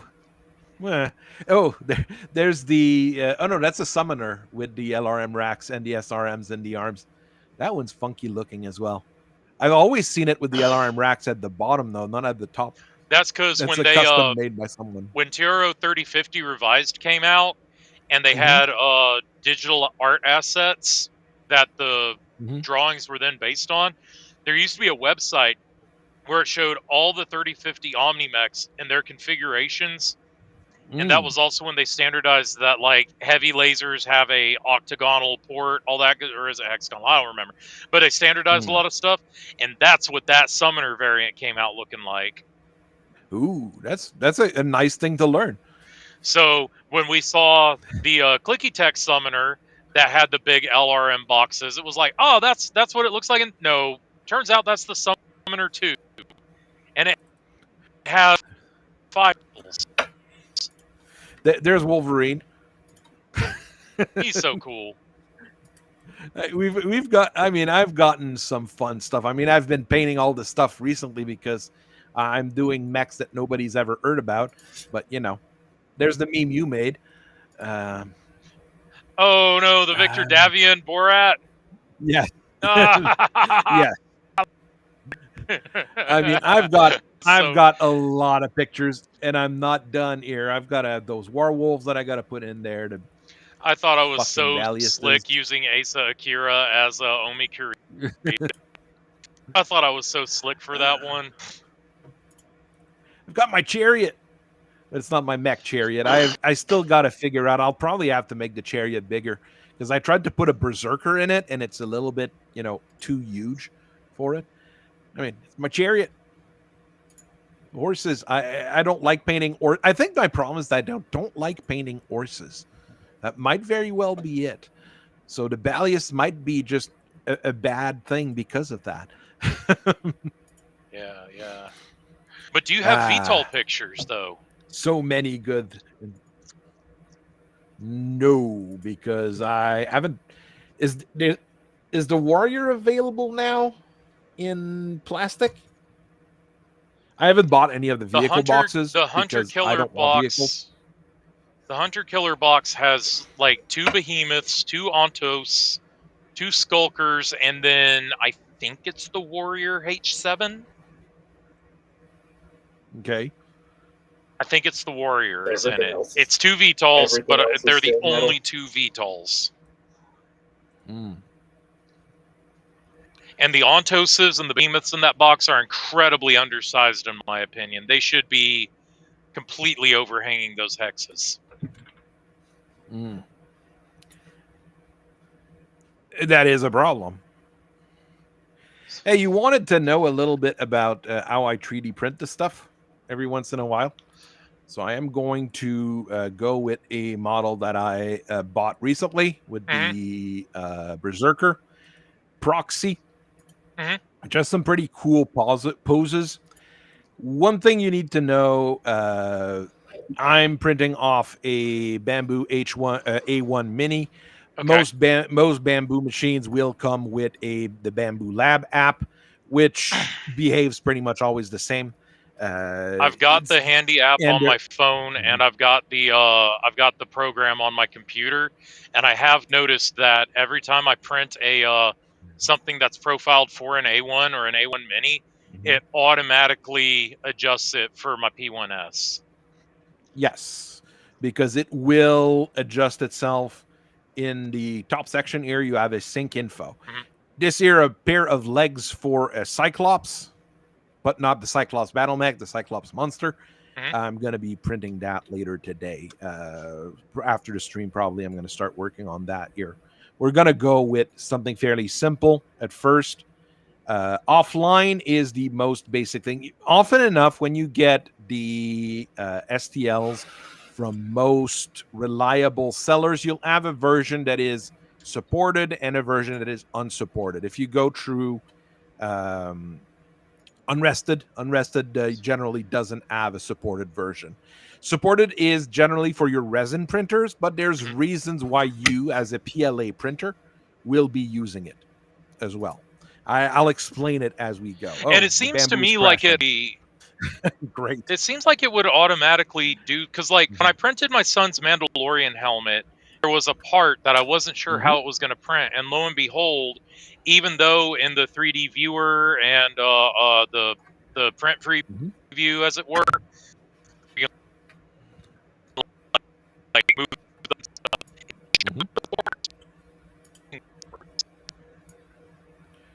Well, supports, it really depends, and you're breaking up. testing. Yeah, now it's working. Yeah, so This is the the most Tildeer basic. is that in print preview it didn't show supports, but when it printed it had supports. So I'm assuming that Bamboo Slicer software somehow adds supports to the final model when it sends it over to the printer. You normally do it yourself. Well, not yourself. We'll go through an whole process here. I have the most basic Berserker ear. I mean, it's just a dude standing. Yeah, but it's still a Berserker still standing. Yeah, so it's just standing there. And if you're printing through PLA, if you're doing resin, you will always want to have the supported version, because the way resin works is it prints by layers rather than just printing by just melting the plastic. Yeah. But for a PLA, you can easily go with that ear. It won't print properly. If I was to just go with that and I'd say print, it wouldn't work because there's too many things that are just floating. First thing, whenever you have a model, when you click on it at the bottom right in Bamboo Andy, you'll have a little section here that says if there's errors with the model. Generally, it's manifold errors because like either there's an air pocket on it or something like that. You click repair. It takes between 2 to 5 minutes sometimes. Okay. But Windows is good enough as repairing for most files. If you have one, I have a model. I can't remember what it was. I think it was some weird mech I was wanting to print and it kind of exploded. When I clicked repair, I mean, it has something like 52,000 errors. Then it won't be able to repair it, and you just have to go with another model. Yeah.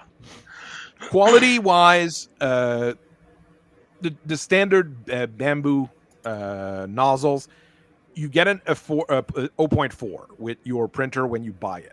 Yeah, that's what I was recommend installed is on always mine, and it came with an extra 0.4 as well.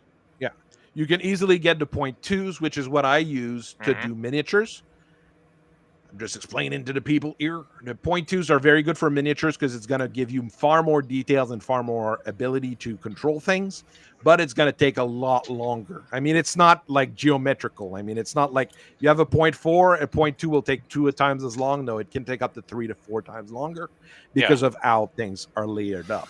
If you're doing paint pots, if you're doing dice towers, if you're doing paint racks like I did myself for my Vallejo and the Army Painter paints, use a 0.4, use a 0.6, and it'll work. 0.6, I think the biggest one's a 0.8. That probably is too big, but you can adjust as well how thick your layers are going to be. It starts at 0.10, which is generally good enough. They say standard for it. Taller, I mean, it's going to be faster if you go with draft or extra draft, but you're going to lose all the detail.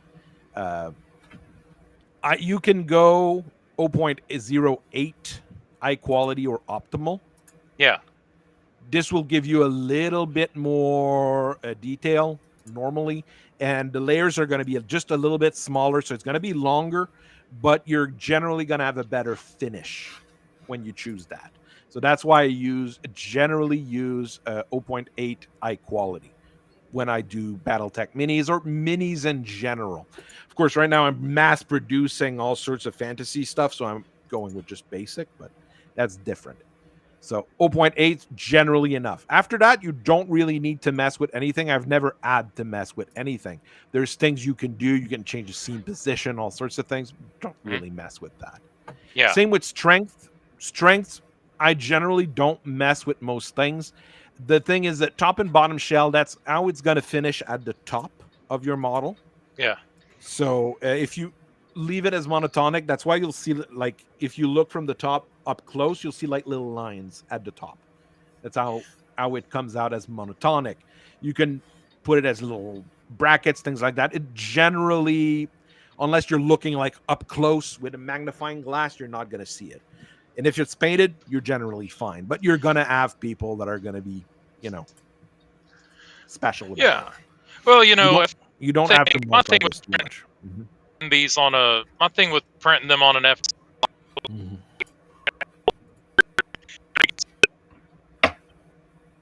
You're breaking up again. Grody.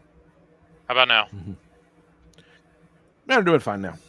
Okay, and it's going to look grody because it's turning the plastic around. But then I'm sitting here and I'm like, okay, but these are models to go on a table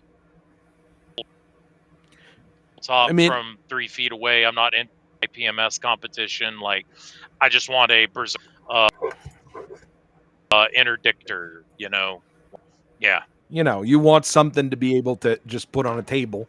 So it shouldn't be enough. Like, don't expect whenever you're 3D printing with PLA, with any form of FDM, don't expect to have those be super nice. Because the way it's going to come out, it's not. From the top, it's going to look very nice. From the front, it should look okay. But you're going to have some usually have some gnarly things underneath the arms, underneath the pelvis. All sorts of places like that. You're going to have a few gnarly things unless you take a lot of time to just clean it up with a Bobby knife and all that stuff. You can make it look nice.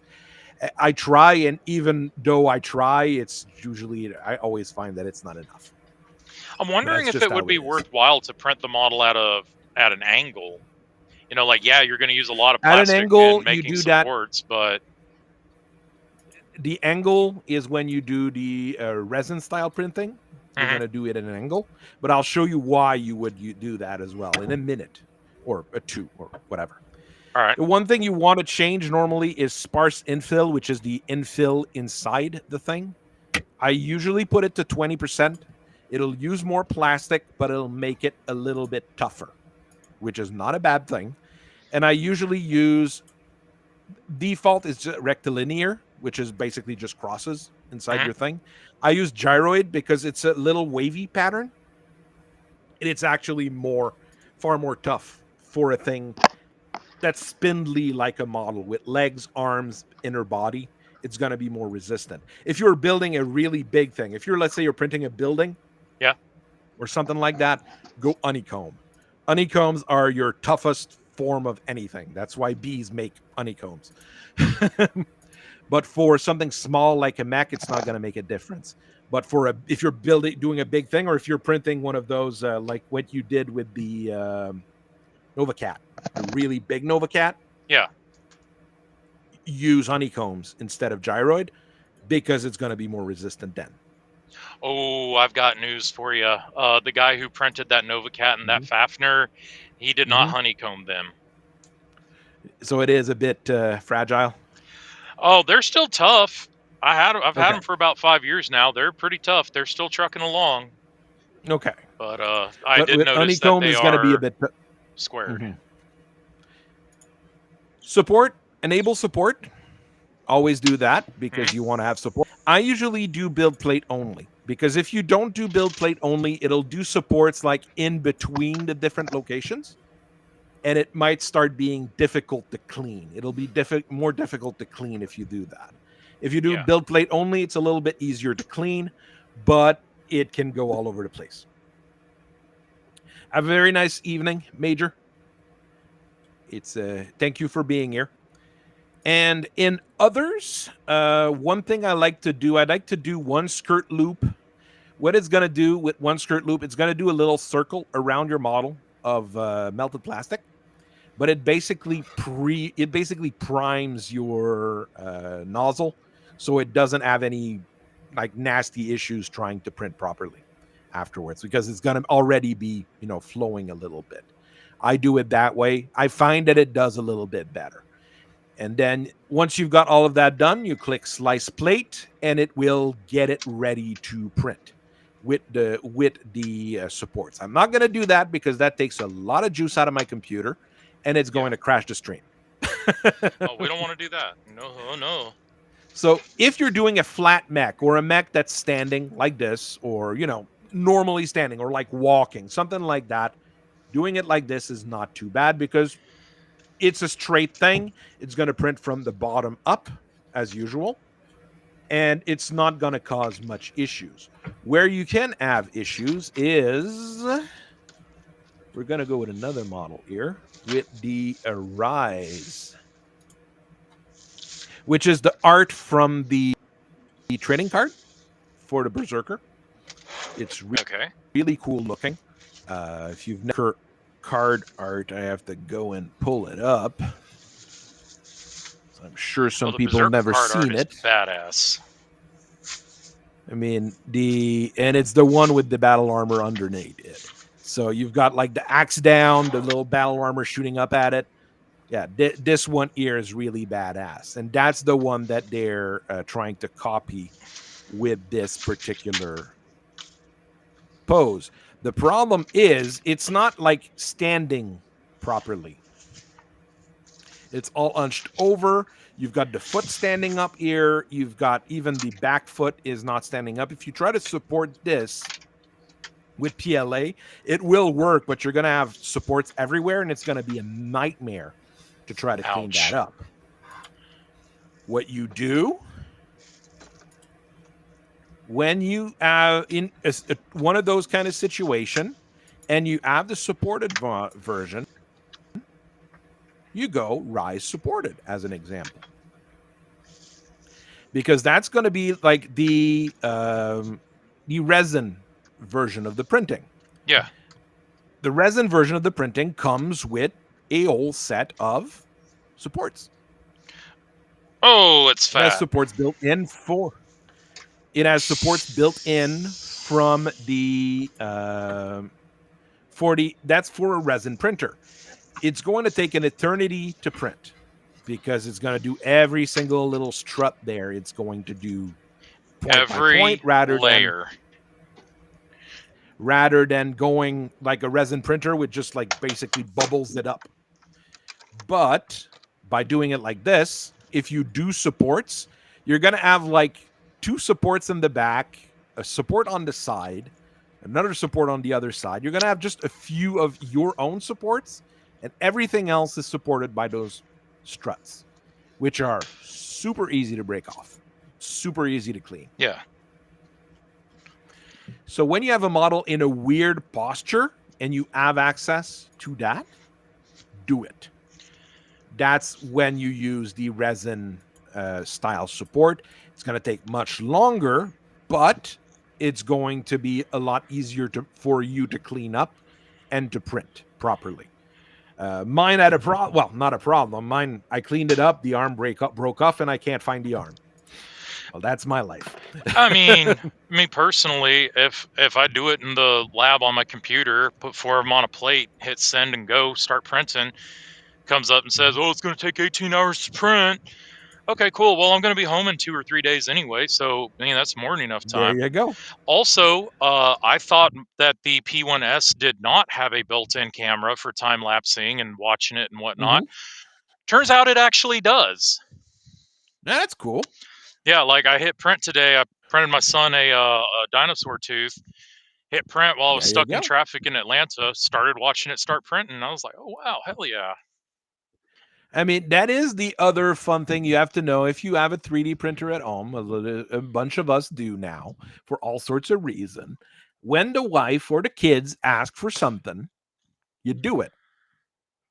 So you can at least say like, yeah, I'm not just doing, hobby stuff with it. If you're asking for something, I'll give it to you, honey. My wife wanted a dice tower. I got her a dice tower within, Give me 2 hours and 2 hours and 18 minutes. It cost me 10 grams of material. Okay, I'll make it happen. Give me 2 hours and 18 minutes. There you go. My daughter wanted a cat toy. Okay, well, I made a little like one of those bendy cat thingies. Yeah, you're gonna have tons of those things here with 3D printing. That's the wonderful world of 3D printing. I mean, just in Bamboo Studio itself, since it's a slicer and a app, you've got tons of things you can print for fun that can be useful for your hobby stuff as well. Let's be honest. And you've got some cool hobby stuff floating around. I mean, the pumpkin I put on my imp, I mean, I printed that. It took 24 minutes, something like that. I mean, you've got all sorts of things you can do. And if you're hobbying and you're wanting to kit bash stuff, I mean, there's nothing more fun than a 3D printer because you can do pretty much whatever you want with a 3D printer in the end. I mean, what I've got this week, the big thing I bought this week is there's a new Kickstarter, well, whatever they're called on a My Mini Factory for some one-page rule minis. Yeah. It's 4 armies, basically, for, I think it cost me $68 for all the STLs. And there's quite a few of them, which is perfectly fine by me. I'll probably ask the kids which of the 4 armies they want, and I'll just print it. You know, it'll be easier, and we can play one-page rule. We can play new game I'm trying to mess with, whatever. It's fun. That's the goal of it. Only kicker is that the PLA printer, you do have to, when you have dynamic poses and pointy bits, you do have to pose them a bit, and you might have to do a little bit of assembly at the end, spears, swords, pointy bits, and whatnot. Generally, I prefer multi-part sets like the ones War Game Atlantics are making, because you really normally have left arm, right arm, body, head, and you just put them there and you assemble it yourself. Yeah. It goes really well. I printed this guy earlier today. It came pre-assembled. The only thing that broke is that little cane he has. The bottom broke from it. Oh no. He doesn't have his cane anymore. He just has a little thing in his hand. Oh Toothpick. well. Toothpick.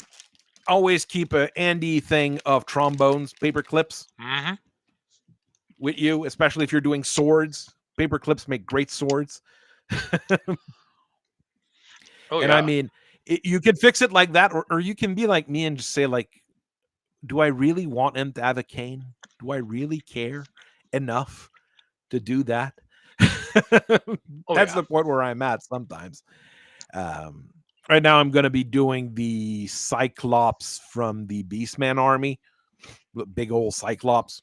I mean, but for the it has another giant in it, like that's the centaur.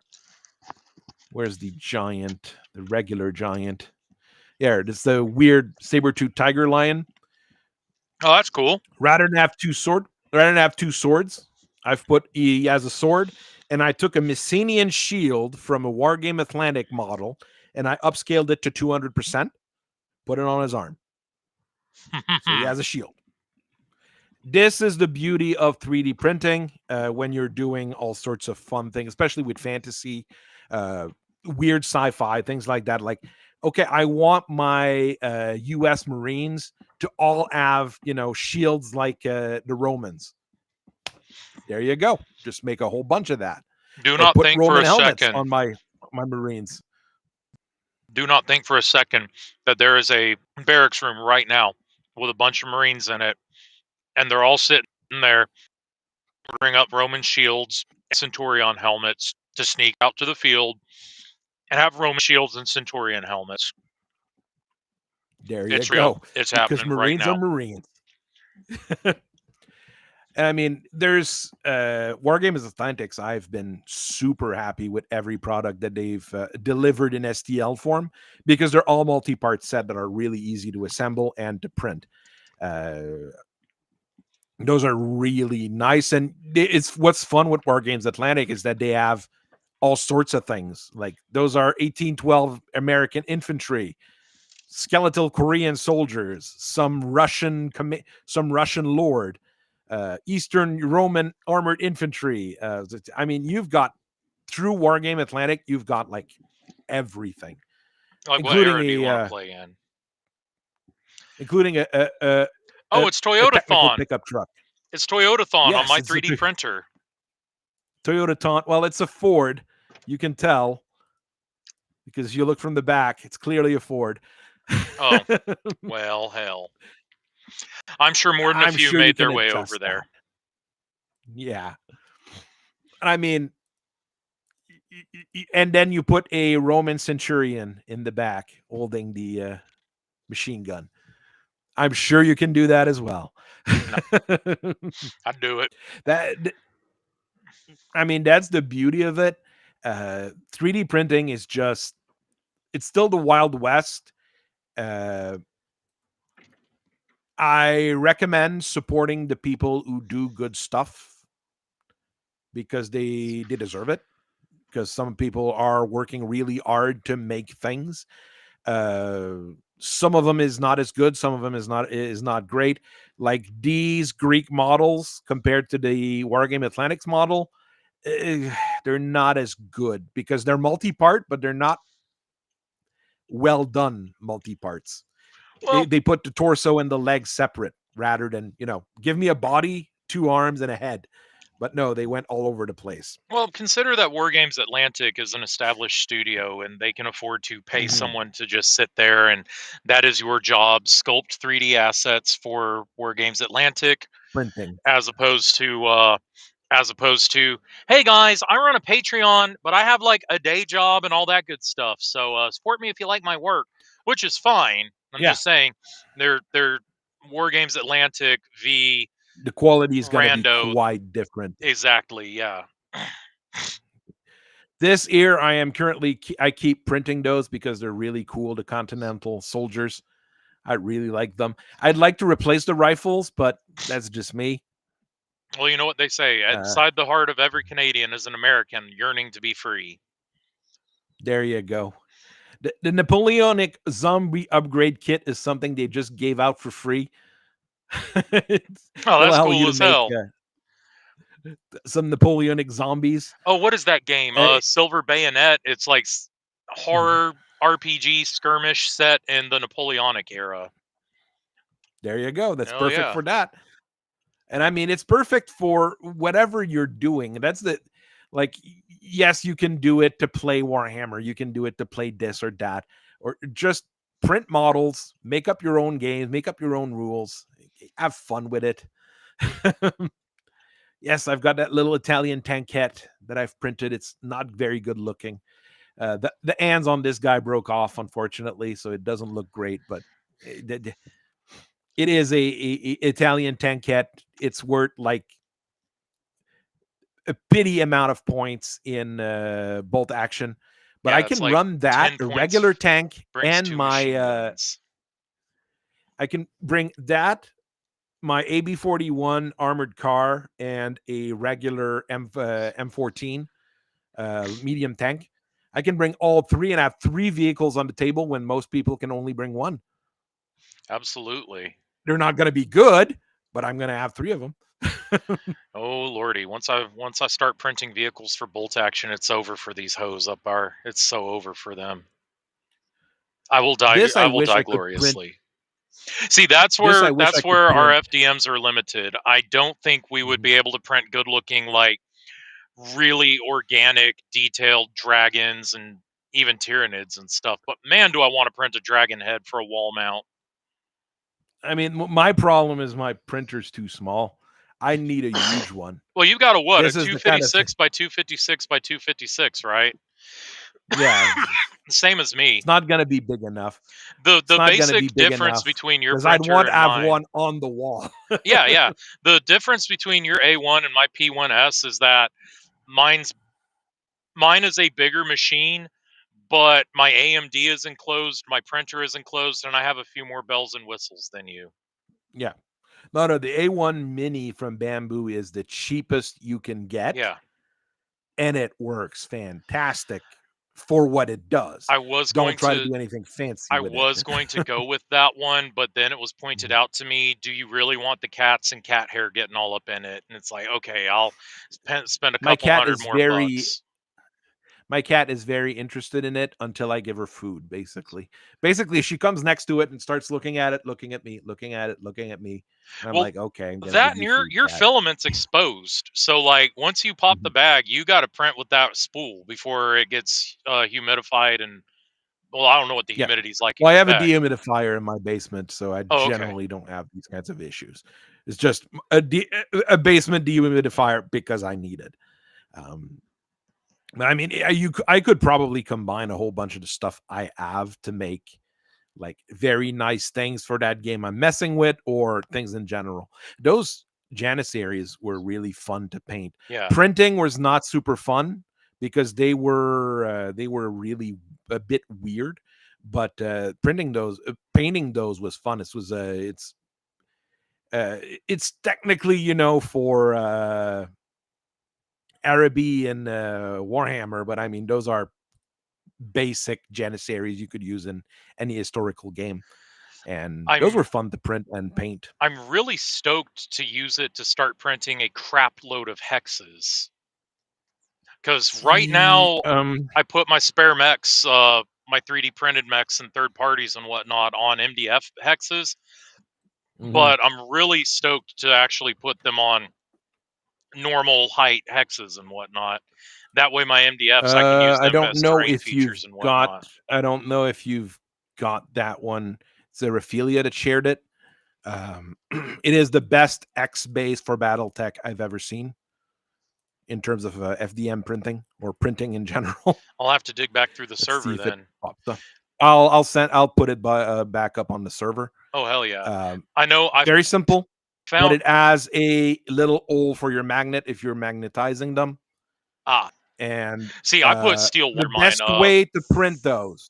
The best way to print them. You have it like this. You go in rotate. You rotate 180 degrees. You will not need any support. You will not need anything. It'll just print all the way up. Like I can click slice plate even with ear, and it slides okay, and it didn't crash the stream. Because it has no supports to generate. It has nothing to do. See, I would want to find some hollow hexes because I put 516 washers underneath mine to add weight, and they do stick to magnetic sheets as well. You'll be able to do that. You'll be able to do that. Oh, sweet.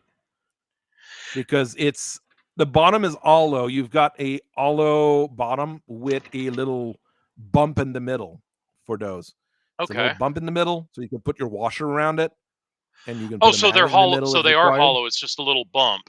Well, I can grind that out. Yeah, it's a little bump to put the. Your washer should go around the little bump. Okay, cool. If I remember my washers properly, it takes a whole 31 minutes to print on a 0.2 at 0.8. If I go with you could print those.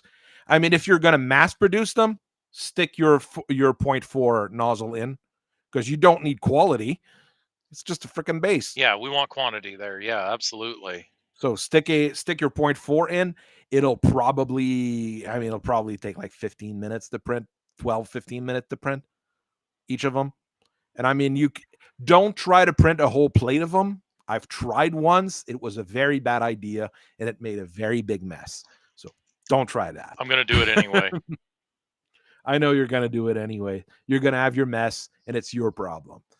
It will be. It will be. And the funny thing is I'm not actually going to tell anyone about it. I print 4 at a time. The max I put normally when I do bases like that, I'll print 4 at a time. That'll work fine. If you because you can do, where's the button? Add plate. No, you can do right click, fill bed with copies. Good Lord. That'll probably not crash the stream, but crash Bamboo. We need to delete or it will give 5 of those. Good Lord. Because what is it gonna say? I mean, it's just not gonna like it. I mean, it takes 10 hours, $1.22 worth of a PLA. Worth it. But I mean, how many we got? 3, 4, 5, 6, 7, 8, 9, 10, 11, 12, 13, 14, 15, 16, 17, 18, 19, 20, 21, 22, 23, 24, 25. 26 bases in one go. But that'll probably make a mess because at some point the plastic won't stick on the surface, and it'll start going spaghetti everywhere. Oh no. That's the problem. That's why I do 4 or something like that. Because with that, it's going to stick, it's going to stay, and it's not going to go spaghetti. Personal experiences that I can tell people. Oh, yeah, yeah. I did buy on my mini factory. There's a guy who sell the mini library of bases. With this, I have a square, hollow, square, inset, square, solid, heptagons. That's 7 sides. X, beveled bases, round bases, 2mm flat round. I mean, I think that was $1 for all the bases you could ever dream of, for any size you could dream of. It has a bit of an issue when I try to mess with it in bamboo every once in a while. Some of the big bases they don't quite like, but I mean that was a good dollar investment. Oh yeah. See, now I got to look into all the different base files that I have. If that one has hexes in it, then I'm going to have to look into my base files, because a lot of times these Warhammer dudes, when they post their like custom textured like fallen Roman city Badlands type stuff, they never have hexes. They only have squares, rectangles, circles, and ovals of Well, various that's normal sizes. because that's what they use for Yeah. Warhammer. Oh, and I know that's normal because that's what And they use for Warhammer and Sigmarxism and whatnot. And you got to have but that. no, But I'm the sitting other here and I'm like, hey, maybe the BattleTech guys, nowadays maybe we there want was a a time cool base. where X's were the standard. And no, don't print your bases with resin supports. You don't need to do that with a No, FDM Mini, FDM printer. That would be silly. no, print it But face down. yeah, printed face down. For those, it might be a little bit weird. I've added, because it's textured, so it sometimes comes out a little bit weird. But if I print just small numbers, usually works fine. Yeah. Or I print it face up and I have to just peel out the bottom, and it worked just fine as well. And I mean, this for $1, the IOL Minis library of bases is a good investment you can put down as a war gamer. Yeah, and Even if you don't 3D print for, printing for your war games and stuff like that, it's a good investment, because at some point you're going to have to rebase some of your stuff, or their bases are going to break, or you're going to be like me and be like, I don't like this base anymore. And you're going to peel off your Marine off of it and put a new base on. yeah. This will allow you to do what you want to do. Or if you want to do a display base, you've got the bigger sizes for it. So Yeah, and like if you're into doing your own basing, because doing basing is like making terrain, and I love it. So it's like, yeah, it's really cool to like. I don't feel like going to Hobby Lobby and buying a bunch of wedding cake toppers of Roman columns, because they get expensive pretty quickly. It's Oh, like, oh yes. look, you already have a fallen Roman column. Like, okay, cool, let's go, yay, I'll print that. I mean, But as far as like there sand is and everything else, like I'm going to do my own basing. there is all sorts of things you have in the world of 3D printing. My mini factory, I've found, is reliable and reputable enough, let's say. There's different deals you can get if you're registered or not to their different thing. I mean, $8.99 industrial bases, and it's the same concept, like all the different sizes and things that you would ever want, with a pre-built industrial base. That's more for Warhammer, Yeah, obviously, but I mean, I don't know if those have X sizes on them, though.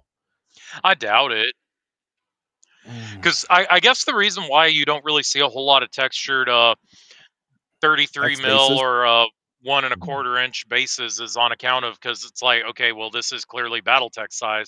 That's a really small scale. So, like, okay, I guess I'll just mash some Lazy Forger terrain pieces onto it and call it a day. Like, no, just give me a simple basic road. Like, chop up a Yeah, Hextech this seems to road be and give me the only. road. This seems to be, unfortunately, just round bases or round-ish bases. But I know. Well, he's got flagstone bases. He's got booby traps. That can be funny. That's more terrain elements you can add to stuff, but A that could be useful. mech-sized bear trap. Hell yeah. I can see that happen. Actually, a mech-sized punji pit. Unfortunately, Like a like 2 hex wide, 4 hex long, sub-level 3 mech punji pit. that's what Armor fell in. No, it was Crab that fell in, and it was filled up with mines. That was Ouch. pleasant for him. Yeah, no, it was. The only game issue that, so on our local server, we have a rage channel specifically for that Battletech setting and like anything else. And I wasn't even trying to start a rage channel argument. I just posted a picture of the map and said, "Hey, mech-sized trenches. That's kind of cool. Wonder if they're going to be, if it's going to be like 1.5 depth. Because like if you're in a depth 2 trench, you're not going to be able to fire out of it, which defeats the purpose of the trench. You're able to fire from out of it from in cover." And it started a whole thing. But realistically, like a mech-sized trench, 1.5, sub-level 1.5. Like that would be really cool. Oh wow, the excavator you're going to need for that and the time you're going to need for that is going to be crazy. Well, you're going to have mechs doing it instead of infantry. And yeah, but okay, you guys have the same roadwork problems that we have down here. How long does it take these motherfuckers to just dig an electrical cable pipe? Too long is the appropriate way to say it. There it is, right there. There it is. I've just put the Night Wolf next to that giant saber-tooth tiger dude I've had. The giant is bigger than the Night Wolf, but the Night Wolf is wider. It is See, a that wide should mech. be what the abominations are. And the Night Wolf is a huge mech. Oh my goodness, abominations as mech-sized humans that are wearing mech armor. Or just monsters in general. Like it still sounds dumb, but at least it's better than we spliced human DNA with a frog and now he's the size of a mech. It just doesn't work for me. And not for me either. He's got a cute little robot you can get for free. Yeah. There's so much little things you can look at. A football. For all the people playing that Battletech football stuff, they should all have that on the base. A little football. Come on. See, and that's the problem I have with the Handy app is that like there's so much stuff that I want to print or that I need to print, like hobby materials like a paint rack. I do need a new paint rack, bolted onto the wall, all that good stuff. And then there's some really high quality freebie files on there that I'm like, well, yes, I don't need to, but I do want to print a P-51 Mustang card kit. I do want to print an airplane. I do want to print this tank. They're completely out of scale for wargaming, but I would love to do this. Let's go. For Christmas, that's probably what I'm going to do is some kit planes for my dad and my brother. Because my dad's an engineer and did planes. If I can find an F-104 kit card for a plane. Oh yeah, I think I've seen that one. I mean, my dad worked on the F-104s in Germany, so. Oh yeah, that is a cool plane. But no, if my little brother's listening to streams, I'm not going to reveal what I'll be printing for him, but I would probably print the tape card for my dad, and I'll get the green to do it with. So that's one of the ones it's probably not the one he painted, but that's he did paint one like that with the tiger stripes on the F-104. We'll say the Canadians, well, basically everyone who operated the F-104 had some kick-ass paint schemes. Too bad the plane's terrible, but it had kick-ass paint scheme. All right, it's gonna be it for. Like we just went with bare metal. What if we did? That's gonna be it for us today. For the tiger meat. Mm-hmm. All right, well, it's gonna be it for me tonight. Thank you everybody for watching. I forgot to drop the video for this week, so I'll drop it tomorrow. It was entirely my fault. I'll drop it tomorrow. It doesn't really matter. It's going to be released. The channel members have access to it already, but for the general public, it'll be available at the regular time, but tomorrow instead. So it's just going to be. What about us plebeians? What about us plebs? Don't we matter too? Yes, but if you pay $1 a month, you get the videos early, and you get. I got you $1. Yeah, I don't charge a whole lot for my. I mean, I've got bigger tiers, but the basic tier for my channel is $1. So I mean, and it's $1 Canadian, so it's like what 30 cents US nowadays. Oh hell yeah! So yeah, I don't promote it a whole lot, but I probably should. But you know, there's a bunch of fun things with that. So we will have a video dropping tomorrow about the Warwolf, if I remember right. Yes, the Warwolf, which I have, and I'm trying the clickbait titles rather than the serious titles, if you've noticed, because Yeah, I think clickbait might work better. it's the sad Unfortunately. reality of the YouTube that we find ourselves watching. Exactly. So I will see everybody later. I thank you very much for watching. Have a very nice day and be nice to your moms. Bees.